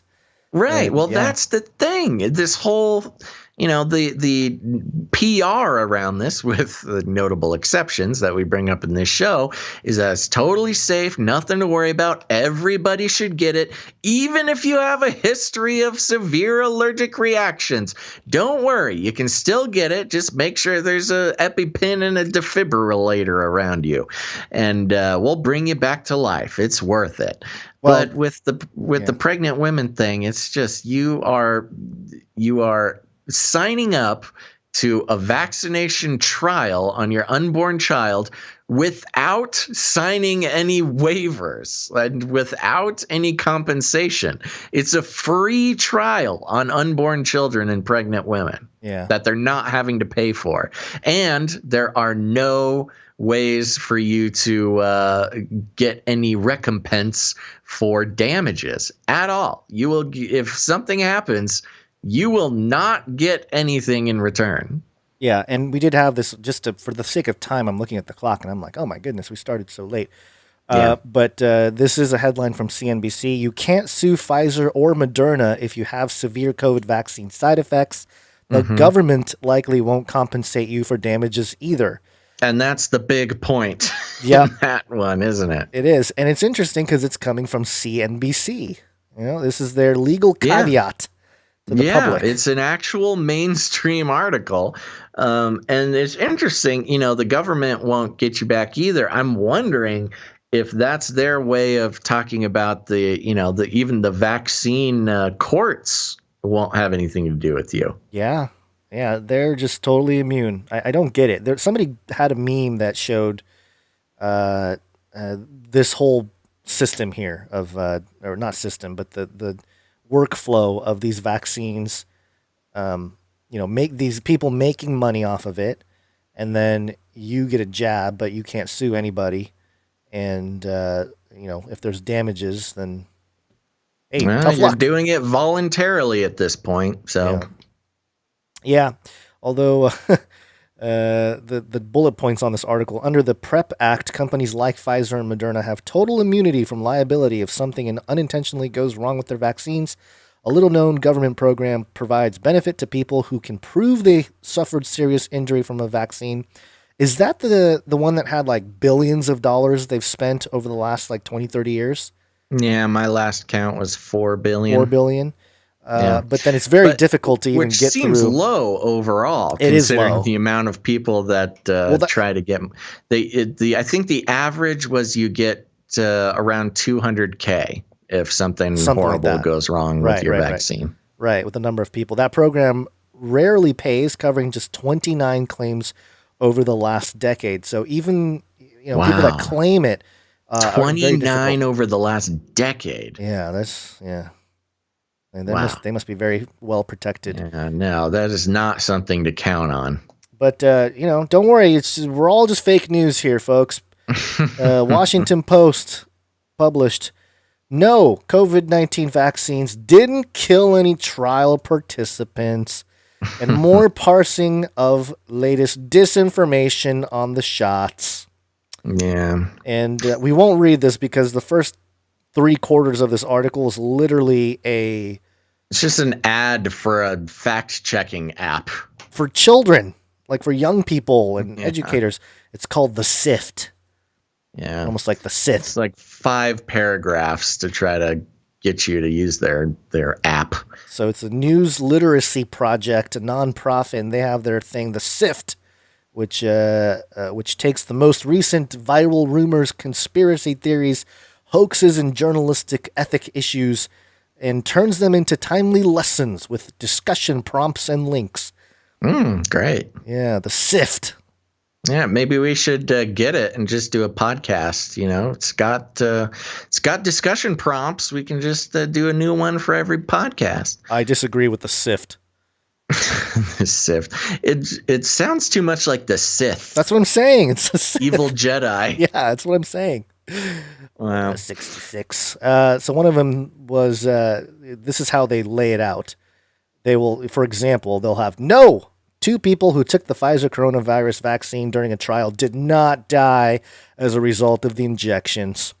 Yes, the 2 trial participants died from other causes, one from a heart attack about 2 months after the second dose, and another from, quote, baseline obesity and pre-existing arteriosclerosis or hardening of the arteries. And the point, the takeaway here is just so easy. It's low-hanging fruit for people like us. You were mentioning it before the show, Basil. You want to? Yeah, it's the when we're counting COVID deaths, both heart attack and pre-existing arteriosclerosis would count as COVID deaths. Yep. Even with those pre-existing conditions or an unrelated heart attack, those have been counted as COVID deaths all year long. However, when it comes to a vaccine trial, no. Those are unrelated. Don't worry. This has nothing to do with the injection that we gave them. So you got a nice little double standard, nice little double speak of when it counts towards the pandemic, a heart attack and arteriosclerosis count as COVID deaths, but no, they don't count as deaths from the vaccine. Yep, according to fact checking, so it's true. They had another one here that talked about one we, I guess we ended up covering and somewhat debunking, so to speak. No, there is no microchip in the coronavirus vaccine. Yes, the video in this Facebook post includes out-of-context clips of an interview originally broadcast on the Christian Broadcasting Network. This guy. 700 Club, Jay Walker of Epiject Systems Corp. The Sith says, yes, in the interview, Walker describes an emergency tracking feature on the exterior of a syringe. No, the optional radio frequency identification, the RFID chip on the syringe, would not track patients' personal location. I don't know if that was the claim to begin with, but okay. Yes, it is designed to track vaccine expiration and the location of delivery and to combat counterfeiting of the vaccine. Yeah. And yes, the headline in the original story of the 700 Club website is also misleading. Those evil Christian. Well, that's true. I was a little annoyed with that. Yeah. And just because, even RFIDs in general, it doesn't matter. I've already gone through this. But here's where it's kind of like, all right, fine. It's good that they're being clear about some of this stuff, but they have to add a note. Note, baseless claims about injectable microchips are common in anti-vaccination propaganda and New World Order conspiracy theories. Oh, perfect. Yes. Yeah, and this is this whole article in general from the Washington Post is a good example of mixing truths with lies. Yeah. I mean, yes, this the fact checking done about the chip on the syringe, which this was also kind of weird and misleading because these vaccines are not shipped pre-syringed. They're not in a syringe when they're shipped. They're in a bottle. So I don't know. It was weird. This guy was kind of not this Epiject Systems giving the impression that we RFID everything. We want RFID your soul. It's a very common practice in the pharmaceutical industry. But yes, no, you don't get a microchip into your body as far as what we've seen so far. And the fact that, if you see a doctor pull the vaccine, anyways, doesn't matter. But the point is they mix, a true debunking with a sort of, if you know the facts and you pay attention, a ridiculous debunking. Right. And that's how they get away with it. Yeah. So those are sort of the main thing. And we spent a good amount of time on the vaccine stuff because there's just so much out there right now. Yeah, and it's, I don't know, the story we've been waiting for all year. Yeah, I guess. And one of the things I wanted to get off my chest real quick before we go into a break here is somebody tweeted at me and they were talking about how their father-in-law contracted COVID-19, went to the hospital. He was being treated with remdesivir, and he was doing well, but then they pulled the treatment, and he started to decline again. And the doctors told him that, he they don't have any kind of treatment that they can do at this point, and he passed away. He was 60. I think they said he was 73 years old. So above the age that is this is a pretty dangerous thing for the elder folk. And he was mentioning how so many people treated him and his wife poorly, like Christian truther types, saying like, "Oh, how did he actually die? What's the real story?" and that sort of thing. And just pointing out the insensitive nature of some of these truthers when it comes to this issue. And I can understand that. It's kind of like, that's the one thing I've been very careful about, is not, because these, people are losing family members, whether it be directly from COVID-19 or not. I think it had probably to do with other issues, but I don't know. I'm not going to necessarily ask that question to them. But it's one of those things where it's almost like we have our own disease, Basil, where we like question everything, and we just ask questions, and we think critically about stuff, and we're not going to crazy blogs and stuff. It's just going to the actual sources. And one of the things that I thought was interesting. Yeah, go ahead. No, I want you to finish. I'm just watching the chat, and yes, I do want to react to what you're saying. Okay. Yeah, so a couple things. One of them, I found this thing from macrotrends.net, and this is a United Nations statistics type of thing, I think. Yeah, United Nations data source. And they have this death rate, projected death rate. And you can finagle the amount here. This is from 1950 to 2102, so 2102. And it's like parabolic from right now, which, if people are looking at the screen, 2020, by 2050, we're supposed to like increase quite a bit in terms of people that die in the world. Right. And so, I mean, they're just already planning this depopulation thing, but that's not the only reason why I wanted to bring this up. The other reason is I have the CDC website here, data.cdc.gov. And this is the COVID-19 situation here. And you have all ages at the top, all sexes in the United States. And this is as of December 12th, 2020. And COVID-19 deaths is marked at 276,061. Pneumonia deaths is marked at 267,901. Now, I was looking up some stuff, pneumonia deaths annually. And according to the CDC, pneumonia takes out about 50,000 people in America, in the United States, every year. Right. So I'm going, okay, the average is about 50,000 that die from pneumonia each year. And this year we've had 267,000 people die from pneumonia. And this is pneumonia alone. All right. So that's really weird. That's like, okay, what is going, are we having a pneumonia pandemic as well that no one's talking about? Or is this a numbers finagling? Because literally the number. What I would say to you is, well, yes, because COVID causes you to get pneumonia, Gons. Yeah, but there's a whole separate column for pneumonia and COVID deaths. Yes, and that's crazy. It's set at 126,586. So that leaves, that's only like 40% or so of the total pneumonia deaths. So what the heck is going on with that? And then the pneumonia, influenza, and COVID-19 deaths is 423,000. And influenza, the flu, the number is 6,897. Which is insanely low. Insanely low.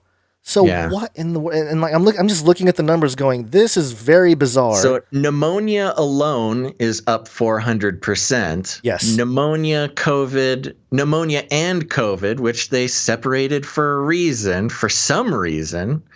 So you can't even say that all this pneumonia is because of COVID. It's just the wildest numbers I've ever seen. Yeah, it's just very bizarre. But the weird thing is the number of pneumonia deaths is very close. Pneumonia only deaths, 267,901 is very close to the COVID deaths, which is 276,061. So both around, just not a few. So but there's what you're saying is there's no way to parse the numbers that show anything other than a pneumonia pandemic as well as a COVID pandemic. That, or they're doubling up the way they counted, or I have no idea. The other thing to point out is total deaths. This is all deaths, and we touched on this in the last episode. Mm-hmm. All deaths in the United States this year is at 2,777,572 as of the 12th of December. Sounds about right. About right. Well, this is February, starting in February 1st, so maybe there's a little bit more.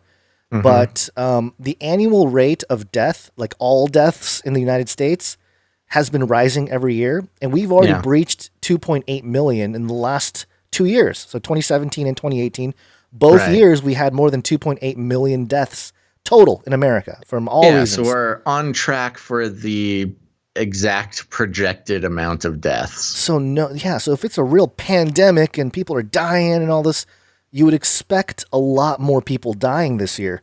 But we're just at right least 300,000 more because of COVID. Sure, you'd at least have 300,000 more deaths. Yeah, and at this point, maybe that's why they're starting to talk about the outbreak and the shutdown and all this, because they want to make sure the numbers make it seem like it was an awful year of deaths in America. Just for the sake of picking it apart, it seems like the simplest explanation to that would be that they counted a bunch of flu deaths as pneumonia deaths.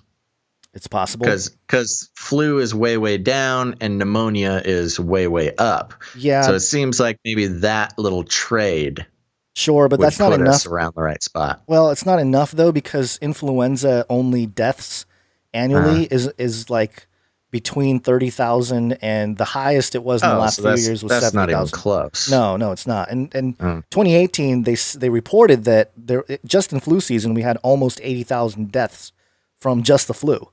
Yeah. So that's of course the rise in pneumonia deaths, if you're a fringy person, is because you get pneumonia from wearing a mask, apparently. Yeah, that could be it too, yeah. But I just thought the numbers were very weird here, directly from the CDC's own website, and looking at the data, it's just, just makes no sense. It's just weird. It's just a weird thing, and if they're talking about transparency and all this, you'd expect maybe something that makes a little bit more sense, but nope, not at all. And COVID deaths, especially like locking down children, makes absolutely no sense at all. Because that's the other weird thing too. The pneumonia thing talked about how children under 5 are infected every year, with pneumonia. It's a problem. But according to the chart here, the pneumonia only deaths is fairly low. 14 years and under is well under 1,000 deaths. I think it's under like 800 deaths or something. And then COVID deaths under the age of 24 is 700 maybe. So why are we shutting down schools and all that? It just doesn't make any sense. And none of this makes sense. Children gone. None of this makes sense. So anyway, I just wanted to rant about that and get it off my chest because that's fine. Ridiculous. That's good. Well, I think we should move on. Okay, we got to be quick here because it's late. Do it. Be quick. It's break time. Come on, take a break. Okie dokie, folks. We're going to take a quick break to thank some of our producers and artists and things like that, as well as take a look at some fun reviews and things. But after the break, don't go anywhere because we're going to be zooming through a couple of other key data points revolving around the Twitter removal of C19 info. We're going to be checking in with the WEF. And we'll see if we get to some artificial intelligence stuff. But first, we want to start by thanking some of our producers. That's right. And if you're new to the show, we are on the value for value model. We don't do any advertisements at the beginning, middle, or end of the show, or any product placement. Any products mentioned in the show are just simply thanks to coincidence. And I'll skip my whole diatribe about advertising today for sake of time, and because everybody was so patient with my rants in the past couple episodes. Basically, advertising is responsible for most of the problems with the internet and with censorship and with the world and all the bad things we like to what am I trying to say? My brain is all switched off today.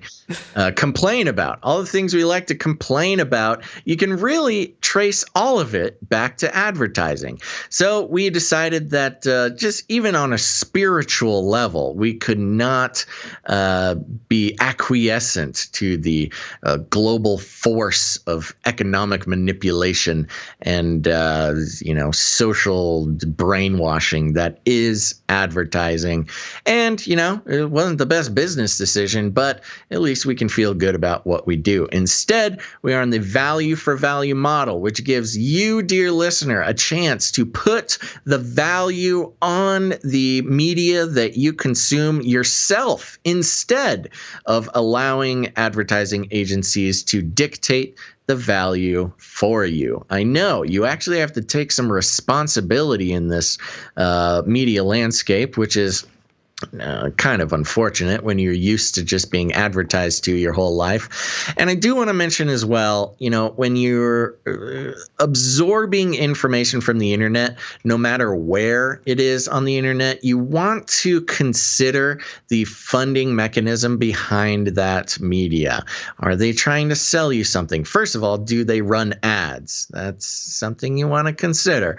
Are they trying to sell you something? Them increasing fear in your life, does that lead you to purchase something from them to save you? That's something to question. Do they make their money on amount of views or amount of likes? What is the monetized system that is incentivizing that piece of media? Well, right here, the only incentivization that we have is the support of our producers, and that is you, potentially. But it is the support of our producers that we have for this show of Canary Cry News Talk, episode 278. And if you want to become a producer, you can head over to patreon.com/CCNT for Canary Cry News Talk. Luckily, this will be a short producer segment because we have no new Patreon supporters over at patreon.com/CCNT. But you can always head on over to canarycryradio.com/support. canarycryradio.com/support. That's right. Ooh, Arnie W27 in Twitch said you've been advertising. That's right. If ads start popping up, you've been advertised to. But canarycryradio.com/support has a bunch of good content on there, but it also has producership options. The first one is monthly producership. You can sign up to produce the show every single month, and that's goes a long way to laying down a good sustained foundation to keep the show going 3 times a week. But if commitment is not your thing, you can come in with a producership in any amount for a one-time credit. And Gons, who do we have coming in on PayPal? Today we have, starting off, Vincent P. Producer Vincent P. Thank you. Woo! Thank you very much, producer Vincent P. Then we have producer A Unique Jewelry Boutique. Ooh, A Unique Jewelry Boutique. Thank you for your producership. And they have a website? Yeah, it's a uniquejewelryboutique.com. Okay. And they said, I love your show. You guys are the best, a.k.a. Deplorable Poo. Oh, great. Thank you. Thank you. Producer, a unique jewelry boutique. Yes. And next up, we have producer Kara. Thank you very much, producer Kara. Or Sarah. Or Sarah. I always forget which one it was. I know, me too. I think it's Kara, though. Merry Christmas, Basil and Gons. Wish I could give more. Thank you for what you're doing. It's not just about getting us information, but about the community you have created. So thank you for that. Thank you very much. that. And I will also pass on the credit to you guys. I mean, we just do what we do, and you guys are the community. Yeah, you guys are the community. We just facilitate this little We're just show. here. Yeah, we're just here. So thank you for that, producer Kara. Next up, producer Spears Desert. Thank you, producer Spears Desert. You're back. You're back. Thank you for that. Producer Fortunato A. Ooh. Yes. Producer Fortunato. Yeah, thank you very much, producer Fortunato. And then also producer Saul A. also coming in. Thank you very much, producer Saul A. Yes. And are we going to night Yes. today? Let's night today. All right. Are you ready for this? We haven't. I'm ready if you're ready. Okay. Well, yeah. Let's So we also want we have the Canary Cry Roundtable of Knights and Dames, and these are very special producers that over the years have supported the show, produced the show in the amount of $1,000 or more, and we have a knighting today, Gons. All right. Are you gonna take the sword out for the knighting, or what's the? Oh yeah. Hold on. Sorry. Here you go. Very nice. Nice sword. Nice piece. I got mine. Thanks. My katana is ready to go. Okie dokie, folks. Get ready because we have a new night. Everybody stand to your feet, please, because we want to call up Sir Aaron. Please step forward to the Canary Cry Roundtable of Knights and Dames, where we have a seat for you.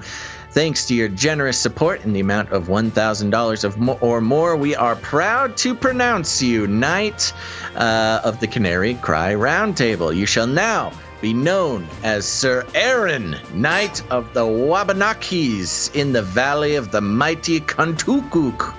I hope I said that right. At the Canary Cry Roundtable, where we have the belt of truthful truthiness, the breastplate of righteousness, custom fit Birkenstocks to carry forth the gospel of peace, the shield of ferocious faith, the helmet of substantiating salvation, the supernatural sword of the spirit, and of course, adorable samurai babies, infinitely cute kitties for cuddling.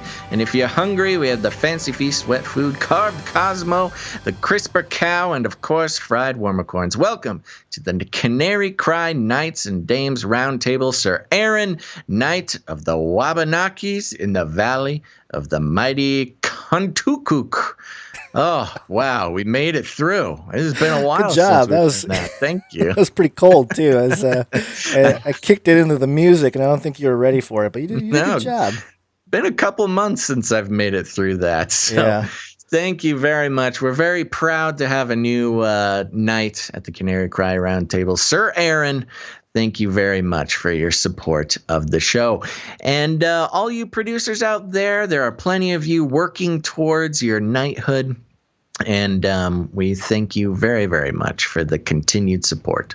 Yes. And I see all the thank yous coming in from the chat there. So we appreciate that. Yes, thank all got the a lot of fans, Sir Aaron. Yeah. But right now we want to thank some other producers before we're getting back into the show. You can help produce the show with your treasure, which we thanked the people that did that, and then your time and your talent. And you can send us jingles, or you can send us art. One art, please. And today I think we only have one piece of art to share. Yeah. And it comes from producer Allie. And producer Allie made this piece that you are seeing on the screen. If you're not seeing it on the screen, Basil, explain what is happening here. Yes, that's right. This is a wonderful piece, producer Allie. And let's see where to start. This was actually in regards to the intro for the podcast version of last episode, where we had a little mix-up where Gons had a technical foul. And it turns out my audio was was so crispy and his was not. And so if you listen to the podcast version, we had an intro where I go, ha, ha, ha, ha, I'm the crispy one this time. So on the left, we have a brontosaurus leaning into the frame, very tall and regal, with its head sort of drooping down, with a little kitten holding on to the brontosaurus neck there, very cute. And then there is me standing valiantly on top of a smaller brontosaurus, because most dinosaurs were the size of chickens. Looking very buff. Thank you very much for that, producer Allie. I think I'm getting closer. I've got a very valiant stance on top of that dinosaur there. And under the ground, there is Gons in a barrel, where I forget. That was my description of the way your audio sounded in that last podcast. I think it was, you sound like you're in a barrel buried under something. Do you remember what that was? I don't know, but it's how I've lived most of my life. Being trampled on brontosauruses. So it's a beautiful depiction of the intro to that podcast episode. And thank you very much. This one's going to make it on the wall. So yes. I might sneak into Gonza's house and put it on his wall so he knows where he stands. Producer Allie, thank you so much. Our youngest known producer of Canary Cry News Talk. So we really and most prolific artist. And also a quick thank you to Jade Bouncerson for the timestamps. Continued effort in giving us timestamps there, so we appreciate that. Mm-hmm. Canary Cry Merch Perch, where you can get your merch. And let's see. What else? Just to make sure, if you're new listening to the show, we do not run Canary Cry Merch Perch. That is run by a producer of the show who puts that all together. All merch is sold at cost to keep it nice and cheap for Canarians. Right. Asking you a question, Basil, telepathically. What do you think? Oh, I don't think we're ready for that. Okay. All right. I just don't think we're ready. We haven't. Okay, fine. Okay. We'll do it on Monday. Yes. We do also ask people to give us ratings and reviews on the Apple podcast thing. Do you want to read a few of them? We got some great ones that came in the last few days here. Yeah. Let me pull it up. I had them all pulled up. Oh, where's the tab? There it is. Okay, reviews for this podcast. Let's see. Thank you to everybody who left new reviews to the podcast. It was wonderful. It helps us out a lot and convinces those iTunes algorithms to share the show. First of all, we have oh, shoot. You know what? I'm sorry. Do you have them pulled up? I do, yeah. Okay, why don't you start with the first one? Because I have them pulled up on our Chartable, but it doesn't tell me who left them, and that's kind of important. Do you remember the last one that we read? Yeah, I do. But just start with the first one, and let's see. We already read Bun Bun Poofy Face. I remember that one. What about? No, just start with the very most recent one. Oh, okay. So from Malik025, The Good Stuff. What a great show with two intellectual and witty individuals as its host. Entertaining and informative. 5 stars across the board, boys. Thank you so much. From Malik025. And then from Mr. Isidro, maybe? Best podcast. Greatest 2 hosts of all time. Wow. That's pretty good. That's quite the award. Yeah, we appreciate that. And then another one from Ken Rosal. Fragile and Lost, try Basil and Gons. I like how we're like a food product or something. Yeah, I have them up here now. Okay. Let me read this one. Thank you, Ken Rosal. 5 stars. Fragile and Lost. Try Basil and Gons. Canary Cry News Talk strikes the perfect balance of conspiracy and facts, of seeking the truth of our flat world and knowing the truth, Jesus. Though I wish there was a lot more Bible in the show, being weird and alternative and quirky, yet being factual, sensible, and normal at the same time. Basil and Gons Gons, I really appreciate the work you've done with the show. I'd be going down a depressing rabbit trail of over-sensationalized 2020 conspiracy if it wasn't for this show. Thank you for pointing that out, because today, the chat especially, you can tell that there are, hey, I love all of you, but you got to really watch the over-sensational stuff that you're taking as fact. The truth of what's happening is easier to take in. Thanks. Also, quick gospel. Jesus saith unto him, I am the way, the truth, and the life. No man cometh unto the Father but by me. John 14:6. Believe on the Lord Jesus Christ, and thou shalt be saved. Acts 16:31. For by grace are ye saved through faith, and that not of ourselves. Yourselves. It is the gift of God, not of works, lest any man should boast. Ephesians 2:8 and 9. For whoever shall call upon the name of the Lord shall be saved. Romans 10:13. Thank you very much, Ken. We appreciate that. Hallelujah. Amen. Getting some gospel in there. Another 5-star review from Jay Bonzer.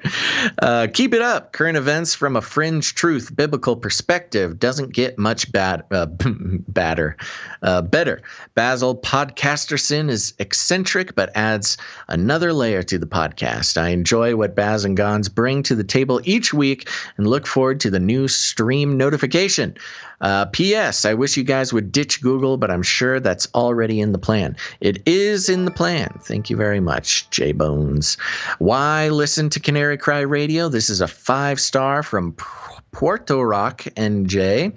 Why listen to Canary Cry Radio? A similar question can be asked. Why breathe? Out of necessity, one would say. Another may state involuntarily, just something the body does to maintain life. Well, no more. The choice is now in your hands.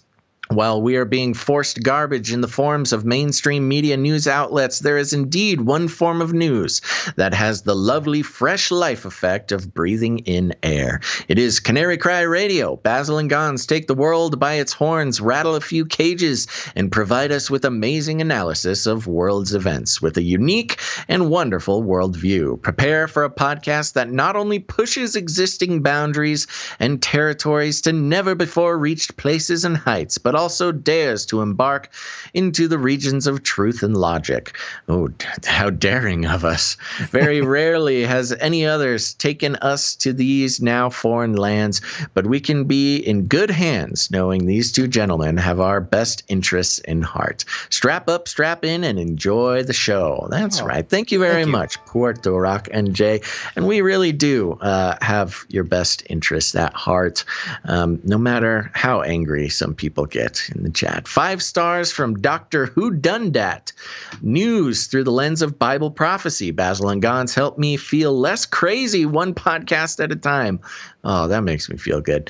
Thanks for accompanying me through my drive time and work days. Gons and Basil are both 5 stars. Hey. Oh, you hear that, Gons? 10 stars. Both 5 stars. Just a couple more here. I think just one more. Just one more, yeah. S. Zelnak, 5 stars. My favorite podcast. Simply my favorite podcast. Thanks, Basil and Gons. Right. Thank you very much, S. Zelnak. Okay, that's all the reviews for the day. Thank you guys so much for those reviews. And if you have not left a rating and a review over on Apple Podcasts yet, please do. It goes a really long way to convincing the iTunes robots to let other people know about the show. It's one of the best ways you can spread the show without, letting everybody know that you're a weirdo. So, thank you very much for that. All right, let's thank you to all the producers out there. We're going to try to run through a few of these stories to wrap up today's episode. But to do that, we got to come out of the break. We got to wake up. Yes, it's wake up time. Hey, yo, wake up. Okay, first off, Forbes.com, Twitter to remove tweets containing vaccine misinformation. It doesn't come as a surprise. That has been threatened here for a while. Yeah, so beginning 2021, it will remove tweets, Twitter will remove tweets containing misinformation about COVID-19 vaccines as conspiracy theories surrounding inoculations increase following the beginning of the largest immunization campaign in U.S. history. It's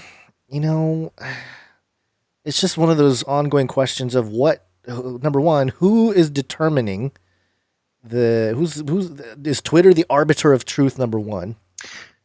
Number two, how do they determine what is false?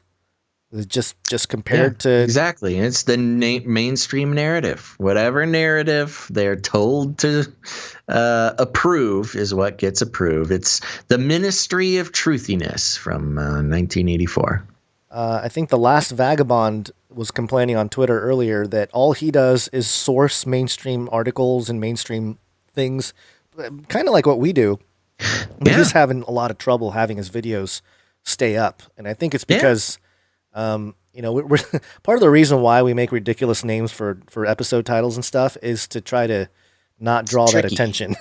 Right. It's tricky. Which is tricky. Yeah, you're right. Because it's a strategy. It's harder to spread the show that way, but at least we don't get taken down. For now, I'm sure they can. They're reading every word we say on their thing, and it'll eventually come around. But yeah, I mean, no surprises there. Not really much of a story other than just to let everybody know.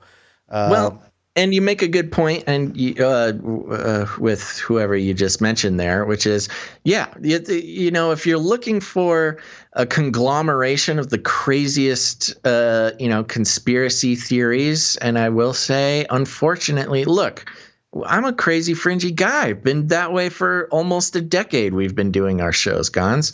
But the point of the matter is, you can get enough of that real analysis just by reading the mainstream and just comparing them to each other, taking the official, pointing out the lies by taking the quote unquote official narrative and dissecting it. There's no need to, read the craziest conspiracy blogs we can. I mean, anybody can do that anywhere.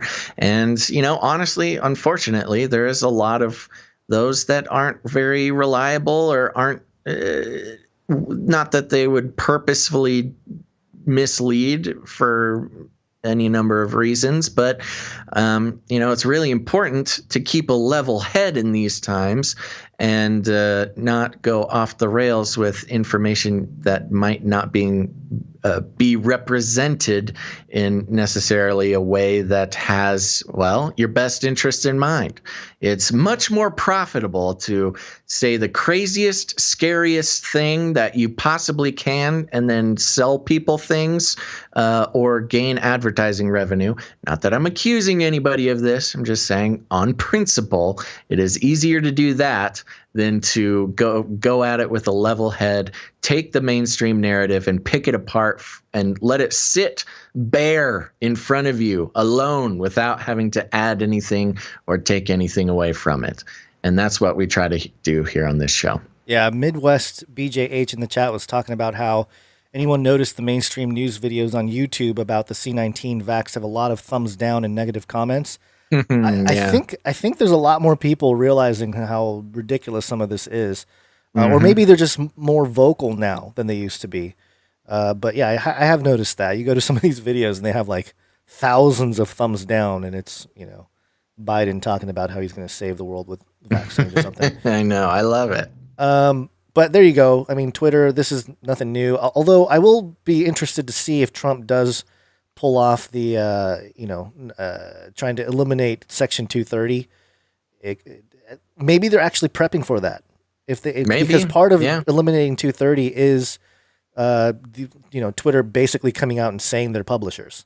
That's true. I mean, if they think they're going to lose 230 protections, that's for those who might need an update. 230 is the legislation that allows social media platforms to not be categorized as publishers, which protects them from all sorts of speech that happens on their platform. But when they decide to censor things and editorialize is the official term, then they lose those protections. So it sounds like they're planning on losing those protections. Yeah, maybe it's good news. didn't even realize it. Maybe. But now that I think Although, about it. I don't know. If 230 gets repealed or changed in too much of a way, it does put some other more legit social networks at risk. I know. Everybody's stoked on like Parler and all these other places. I'm sure it'll just be an amendment. I'm sure it won't just disappear. But it sounds like Twitter is planning on no longer complying with Section 230. Right. Well, Trump was tweeting out about how he wants to eliminate 230 consistently. So I don't know if that's just his way of communicating some of the intricacies of that to, more simpler. Right, making it a simple narrative. Yeah, simplifying it or whatever. But yeah, he just keeps saying eliminate. So I'm sitting there going, well, don't eliminate the whole thing. Yeah, eliminate would be bad. Yeah, it'd be bad for everybody. But amend good. Okay, so that's one thing here. This one was a little bit, I wish we had more time to go into it. Maybe we'll save it for the next episode. But this is the worldeconomicforum.org. And this article is headlined, Facial Recognition Can Help Restart Post-Pandemic Travel. Here's how to limit the risks. And, it goes into the problem we've had in the facial recognition. And it even mentions like, the concerns about privacy and surveillance and even racial profiling. They always throw that one in. Yeah. And the funny thing about this is one of the bullet points here, to combat these challenges, which is the concerns over privacy, surveillance, and racial profiling, the World Economic Forum has released Responsible Limits on Facial Recognition Use Case Flow Management, an actionable framework to ensure the responsible use of facial recognition technology. You mean this drinking club of rich guys, non-elected, nothing burgers who have no authority, who got together and just decided to start influencing, the world events? They decided that they have advice for facial recognition. Great. Nobody cares. To address these challenges, the World Economic Forum's governance framework is structured around two key components. And then they outline the components, but it's like they're basically they've come out with this document that outlines robust governing structures for facial recognition. It's like who did you vote for him? I vote for them. I didn't vote for them. I don't think anybody in the audience voted for them. But they're it's just like a bunch of old rich guys who drink baby blood and wear spacesuits. now, don't start saying that stuff after Section 230, baby. You're not entirely wrong about that, but the point being, how do these guys just like declare stuff like that? Like you and I was telling you before, you and I should start doing that. We should just declare a structure of governance of how the world ought to operate or should or will operate under our provision. Well, let's start it. We'll call it the Earth. What should we got to make it sound kind of fancy. World Economic Forum. We'll call it the Earth Legislation Coalition. That's us. We get to make all the rules now because we're the Earth Legislation Coalition. We probably know more about the New World Order than most members of, at least low-level members of the World Economic Forum. So I think we got it on our resume. Yeah, there you go. We can make T-shirts. We can have meetings at Davos. Go into the mountains and we'll get a giant statue of maybe not an owl, maybe like a brontosaurus, and we'll that'll be our it'll be a logo. It has to be a circle, of course, because no New World Order people take us seriously if it's not a circle. So it'll be a circle, but it'll be like a brontosaurus, kind of like looped all the way around, eating its own tail. But it'll be like an Ouroboros of a brontosaurus. A brontosaurus Ouroboros. All right, producers. And then we got to have the hollow Earth in there somewhere. Oh, the hollow Earth and flat Earth at the same time. Yes. It's like a not flat Earth, because the UN has the that's flat right. Earth. The UN has the flat Earth. We need the hollow Earth thing. Very good. All right. And we will come out and we will just announce governance structures for the world to abide by. It'll just be our thing. They'll start listening eventually. Eventually. Yeah, even the New World Order had humble beginnings. Those Satanists. Into being in the Twitch chat. Grupo de los gente más gigantes. What does that mean? It's a group of the, I don't know what gente Something is. giant. The biggest Something giants. The biggest gente. I don't know what that is. Okay. All right. What else you got? Okay, this one's another one that would like to spend more time on, but I forgot the jingle. Did you ever have the feeling that you were being watched? All these fall under the facial recognition, and even this now.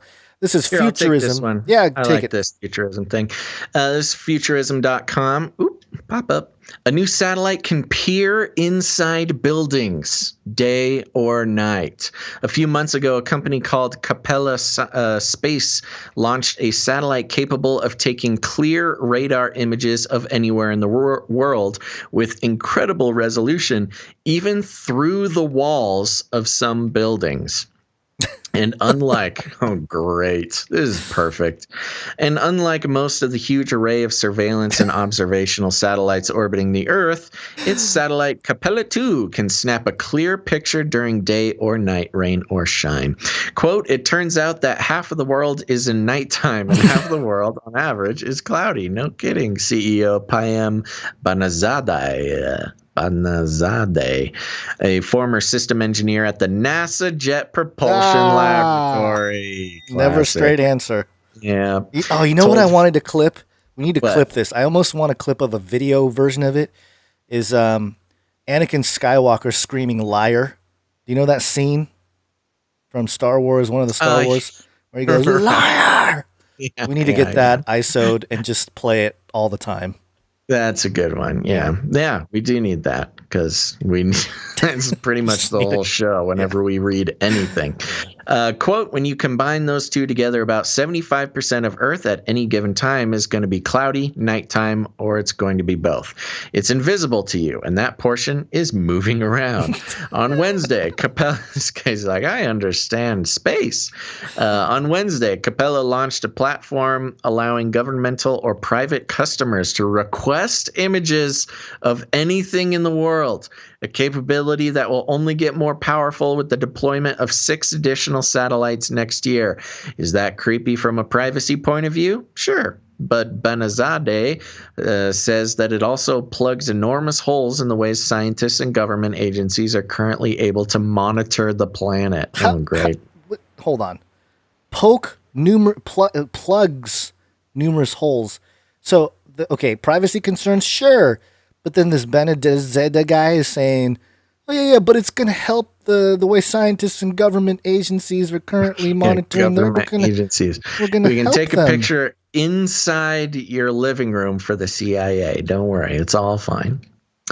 Quote, there's a bunch of gaps in how we're currently observing Earth from space. You mentioned that. The majority of the sensors we use to observe Earth are optical imaging sensors. He said, if it's cloudy, you're going to see the clouds.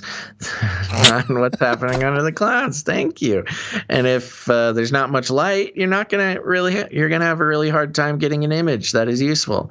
Oh, man, this guy's a genius. By contrast, Capella can peer right through cloud cover and see just as well as in daylight as in total darkness. That's because instead of optical imaging, it uses synthetic aperture radar, or SAR.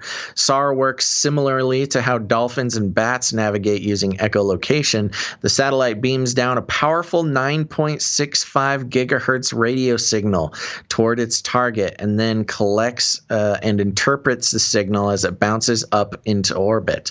And because the satellite is sending down its signal rather than passively capturing light, sometimes those signals can even penetrate right through a building's wall, peering at the interior like Superman's X-ray vision.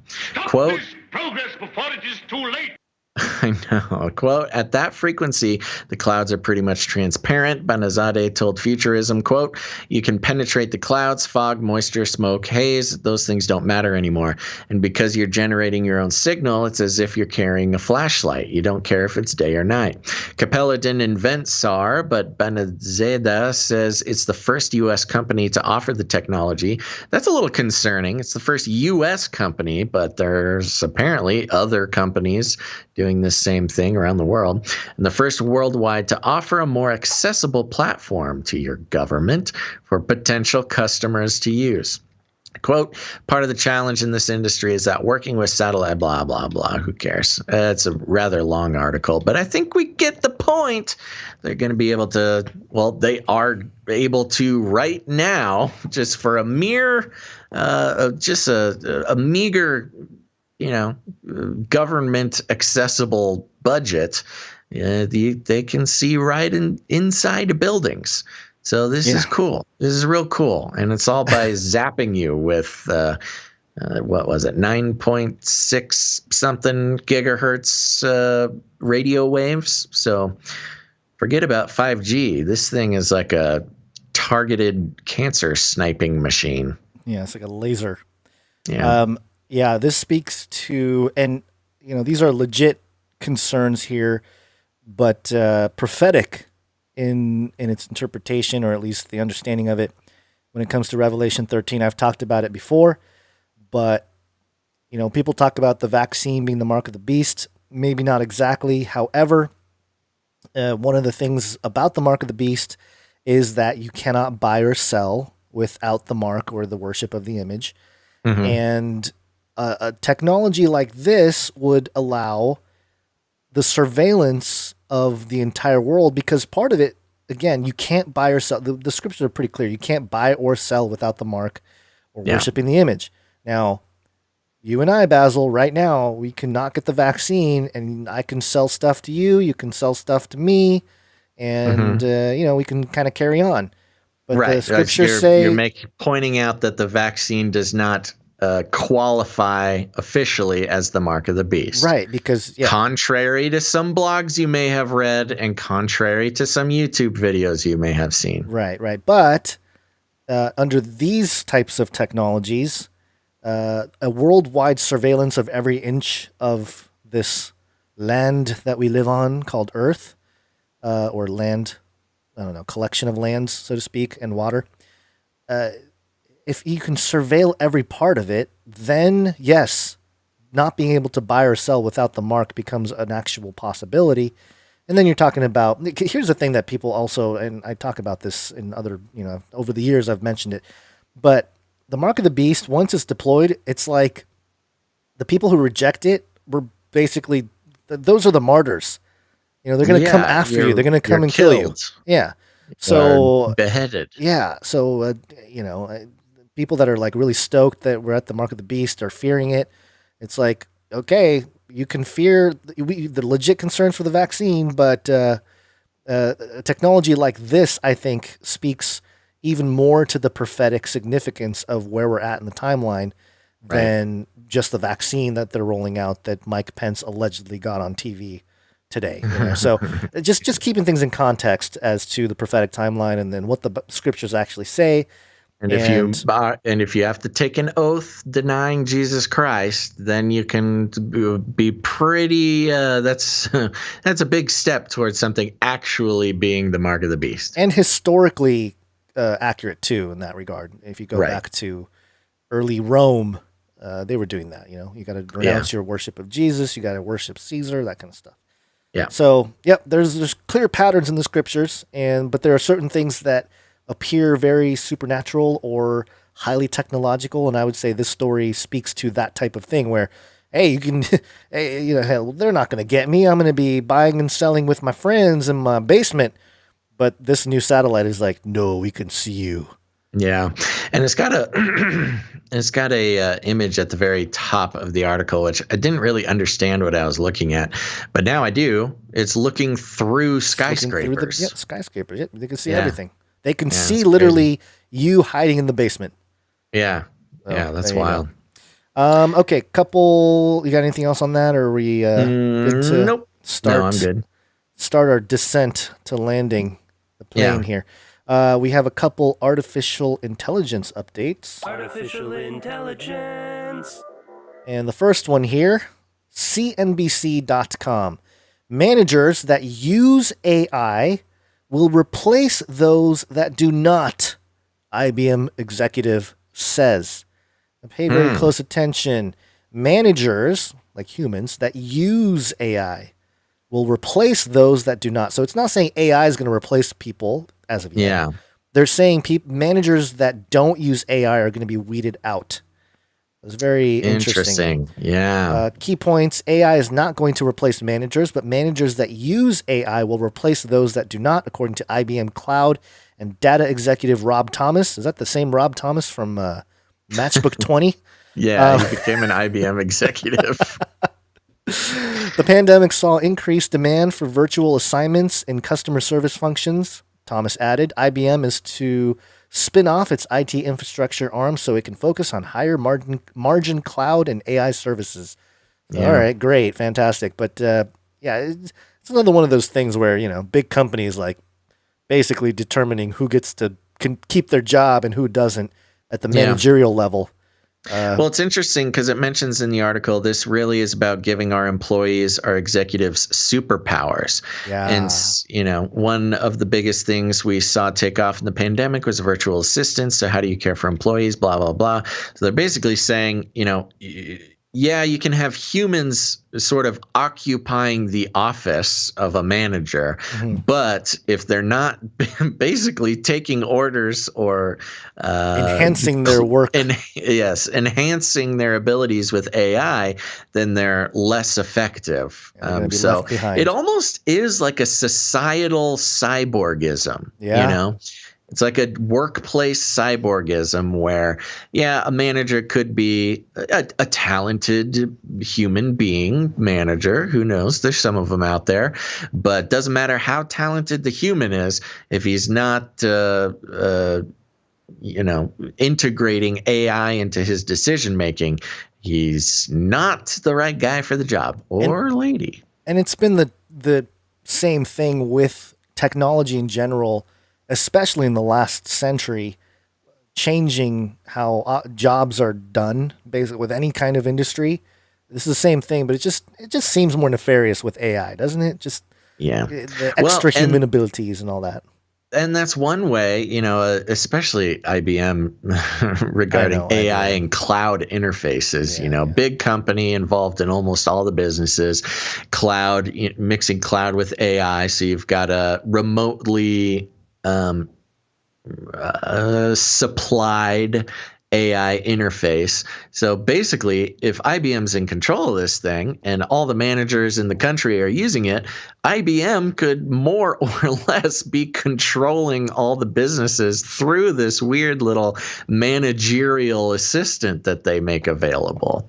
Again, getting conspiracy-y here, but if every manager of every company in the U.S. is taking orders from this AI, and the AI is operated from IBM servers, IBM potentially kind of has a finger in every business and making managerial decisions. It's kind of a very interesting kind of little takeover that they could instigate here. Again, this is sort of the sensational idea.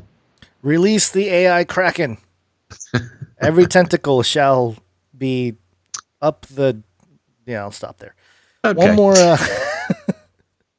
One more story to land the plane. TheHill.com. Air Force uses AI on military flight for the first time. When I first saw this, I was like, really? AI the first time used in Air Force military flight? Yeah, interesting. But here's the names they come up with. Artificial... Well, they did the AI dogfights. Oh, those were virtual, though. Those are virtual, yeah. So this is the actual airplanes here. Artificial intelligence controlled sensor and navigation systems aboard a U-2 Dragon Lady reconnaissance aircraft on Tuesday is what the Air Force is hailing as the first military flight with a AI co-pilot. Quote, putting AI safely in command of the U.S. military system for the first time ushers in a new age. We will launch a new age of human-machine teaming and algorithmic competition. Will Roper, Assistant Secretary of the Air Force for Acquisition Technology and Logistics, said in a statement Wednesday, failing to realize AI's full potential will mean ceding decision advantages to our adversaries. The U-2 was flown by a human pilot identified by the Air Force with only their call sign, Voodoo. Major assigned to the 9th Reconnaissance Wing at Beale Air Force Base in California.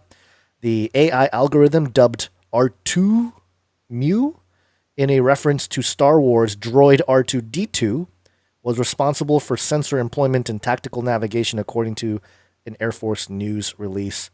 And it goes on here, but there you go. Number one, I don't know why we're turning into Star Wars. Everything's turning into Star Wars, but also the AI advancements and the perceived pressures from other countries forcing us to, push AI further and further. Yeah. This arms race of artificial intelligence. And I wonder if that's controlled by IBM too. Maybe. What I'm wondering is why hasn't the smart AI, Watson, whoever, why aren't they on the front lines of battling the Nuke, the Solar Winds hack? Why aren't they in there? It's interesting. It was a couple of years ago we talked about AI.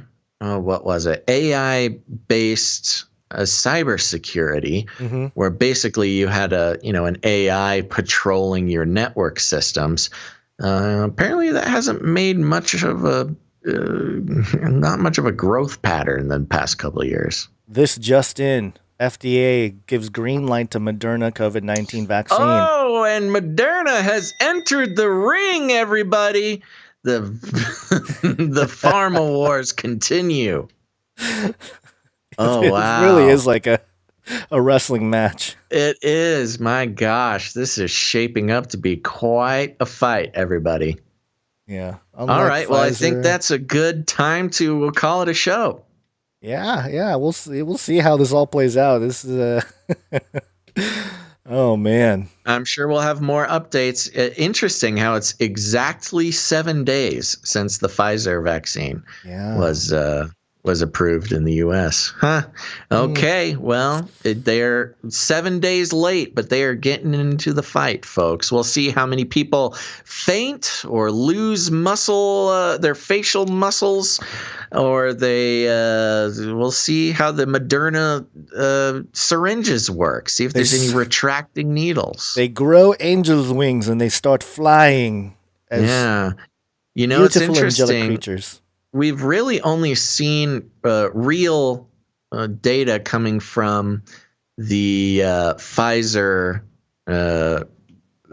products regarding, Mark of the Beast, microchip type stuff. Maybe they saved all the microchips for the Moderna vaccine. Ooh.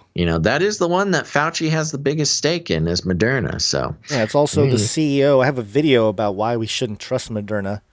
Oh, good. Yeah, the CEO is not a scientist. Of course. He's a fundraiser guy, and he has a messianic.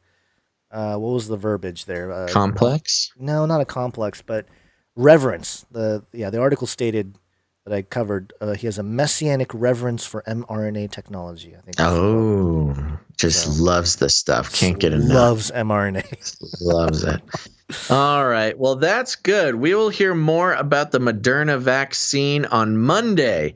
Well, actually, we need to talk about our schedule, Gons. We do. I think we'll be okay for Monday. Good Monday? Okay, so. Monday, December 21st. Monday, December 21st, sometime between noon and 3 p.m. Pacific Standard Time. Put it on your calendar. Turn on notifications, depending where you're watching live. Click that little bell or whatever. Figure it out. More than anything, put it on your desk calendar. So you don't miss a show. And let's see. Yeah, thank you to all of our producers of episode 278. That is producer Vincent, A Unique Jewelry Boutique, Kara or Sarah, Spears Desert, Fortunato, Saul, and our wonderful artist, Allie. Thank you guys so much for helping produce this episode. Let's see here. Remember, you can become a producer of the show. And what better time to become a producer of the show than the first show after the approval of the Moderna vaccine? Monday's show is going to be great. So you can head over to patreon.com/CCNT, or even better, head on over to canarycryradio.com/support. canarycryradio.com/support. Don't forget to thank the knight. That's new right. knight. Oh, yes. And big old thank you to Sir Aaron Knight of the Wabanakis in the Valley of the Mighty Kuntukuk. We appreciate your knighthood and your long appreciated support, Sir Aaron. We'll make sure to put you. We got to make sure to put them on the Excel spreadsheet so we don't forget. Yes, there you go. Now, like I said, please consider becoming a producer. We know the end of the year is a difficult time for many reasons, but there you go. And I will say, for those people interested in making end of the year tax exempt gifts, there is a special way that you can support the community in that way. Send us an email at canarycryradio@gmail.com if that's something that you're interested in. But other than that, you can also support the show by sharing it. Put it on your social media. Tag Gons and I will make sure we see it and like it and perhaps share it as well. That's a great way to let everybody know what your favorite way to get your weekly news is 3 times a week. And if you got friends and family starting to wake up to the fact that the world is not what it seems and that the vaccine seems like there's not zero adverse effects, perhaps you want to share the show with them. You can just send them an episode, and we'll be happy to get involved with that journey of theirs, discovering the truth going on and the manipulations going on in the media. And if you need any more instructions, here's what you do. You just walk right up to him, you grab him by the cage, and then you shake it. The end of the world occurred pretty much as we had predicted. I want to shake things up, stir up some controversy, rattle a few cages. Hey, stop that! You'll never silence me. I'm the last angry man, a crusader for the little guy. Leave the bird alone. Never. Rattle a few cages.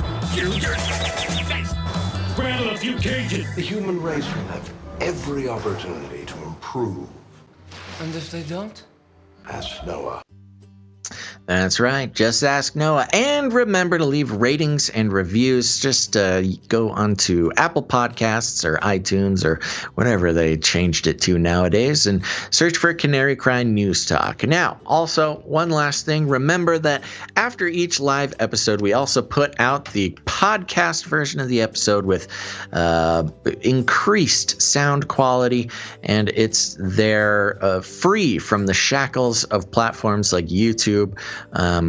And so it's a much safer way to make sure that you can access the library of Canary Cry News Talk content. So thank you very much, everybody. Gons, any last words? Nope. I think that's it. Thank you guys for joining us. We appreciate it. Appreciate all the producers, the recurring producers. See how he does that? He says no, and then he says all this stuff. Okay, everybody, come back on Monday, December 21st, sometime between noon and 3 p.m. Pacific Standard Time. And then, but before, oh my gosh, I messed up. December 21st, on Monday, we'll be back with another show. So make sure to tune in then. But until then, everybody, make sure to think outside the cage. Remember, reality is an illusion. The universe is a hologram. Buy gold. Buy! I want to shake things up, shake things up. I want to shake things up, shake things up. Leave the bird alone. I want to stir up some controversy. I want to rattle a few cages. I want to rattle a few cages. I'm the last angry man. You'll never silence me. I'm the last angry man. I get I'm the last angry man. You'll never silence me. I'm the last angry man. A crusader for the little guy. Little guy. Little guy. Well, we'll see about that. Whatever, Illuminati.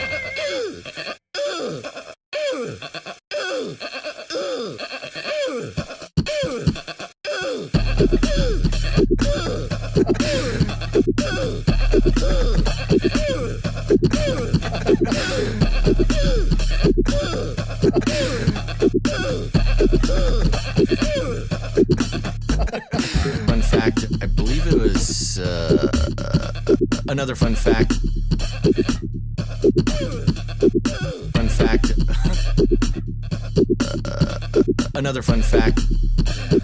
Brings me back to my Screamo days.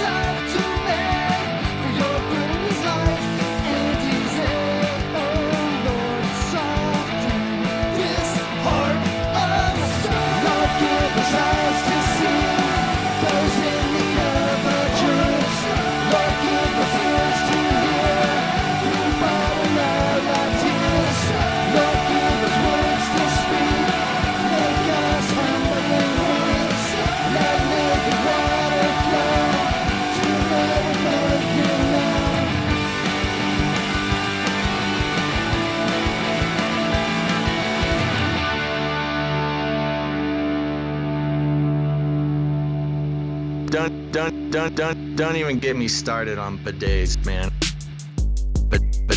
Bidets, man. Bidets, man.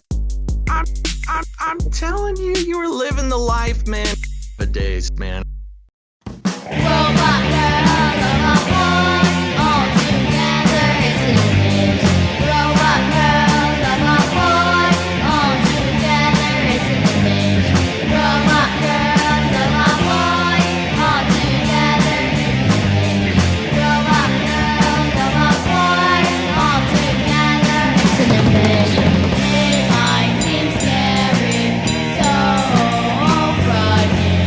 Yeah.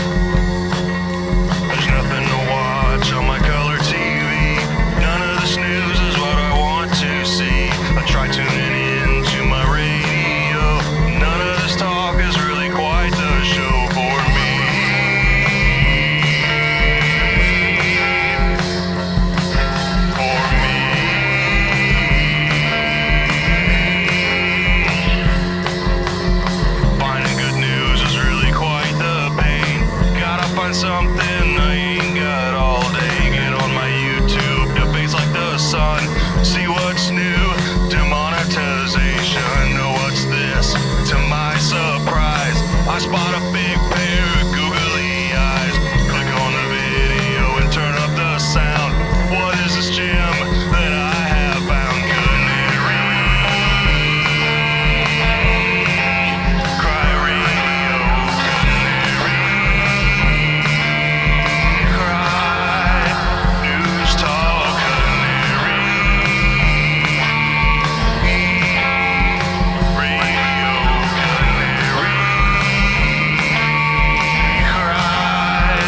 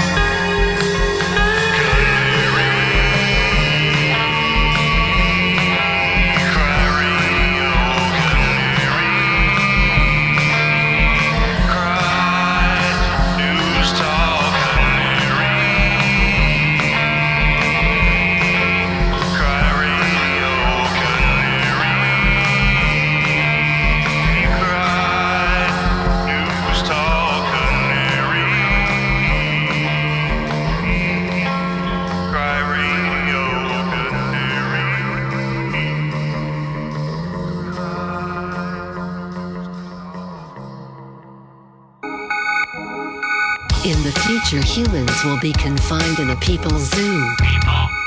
I'll keep you safe and warm in my people's zoo.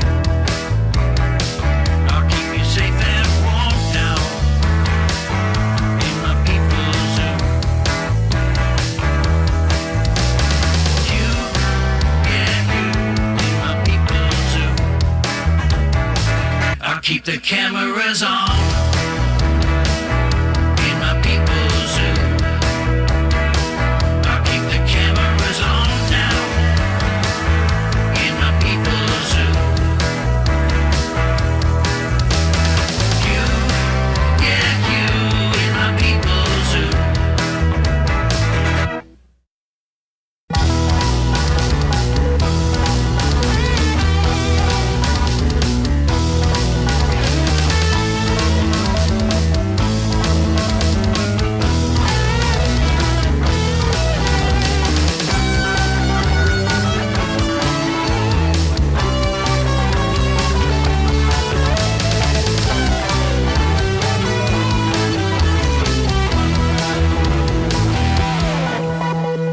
You fat and sassy in my people's zoo. I'll make you fat and sassy in my people's zoo. You, yeah, you, yeah, you, yeah, you in my people's zoo.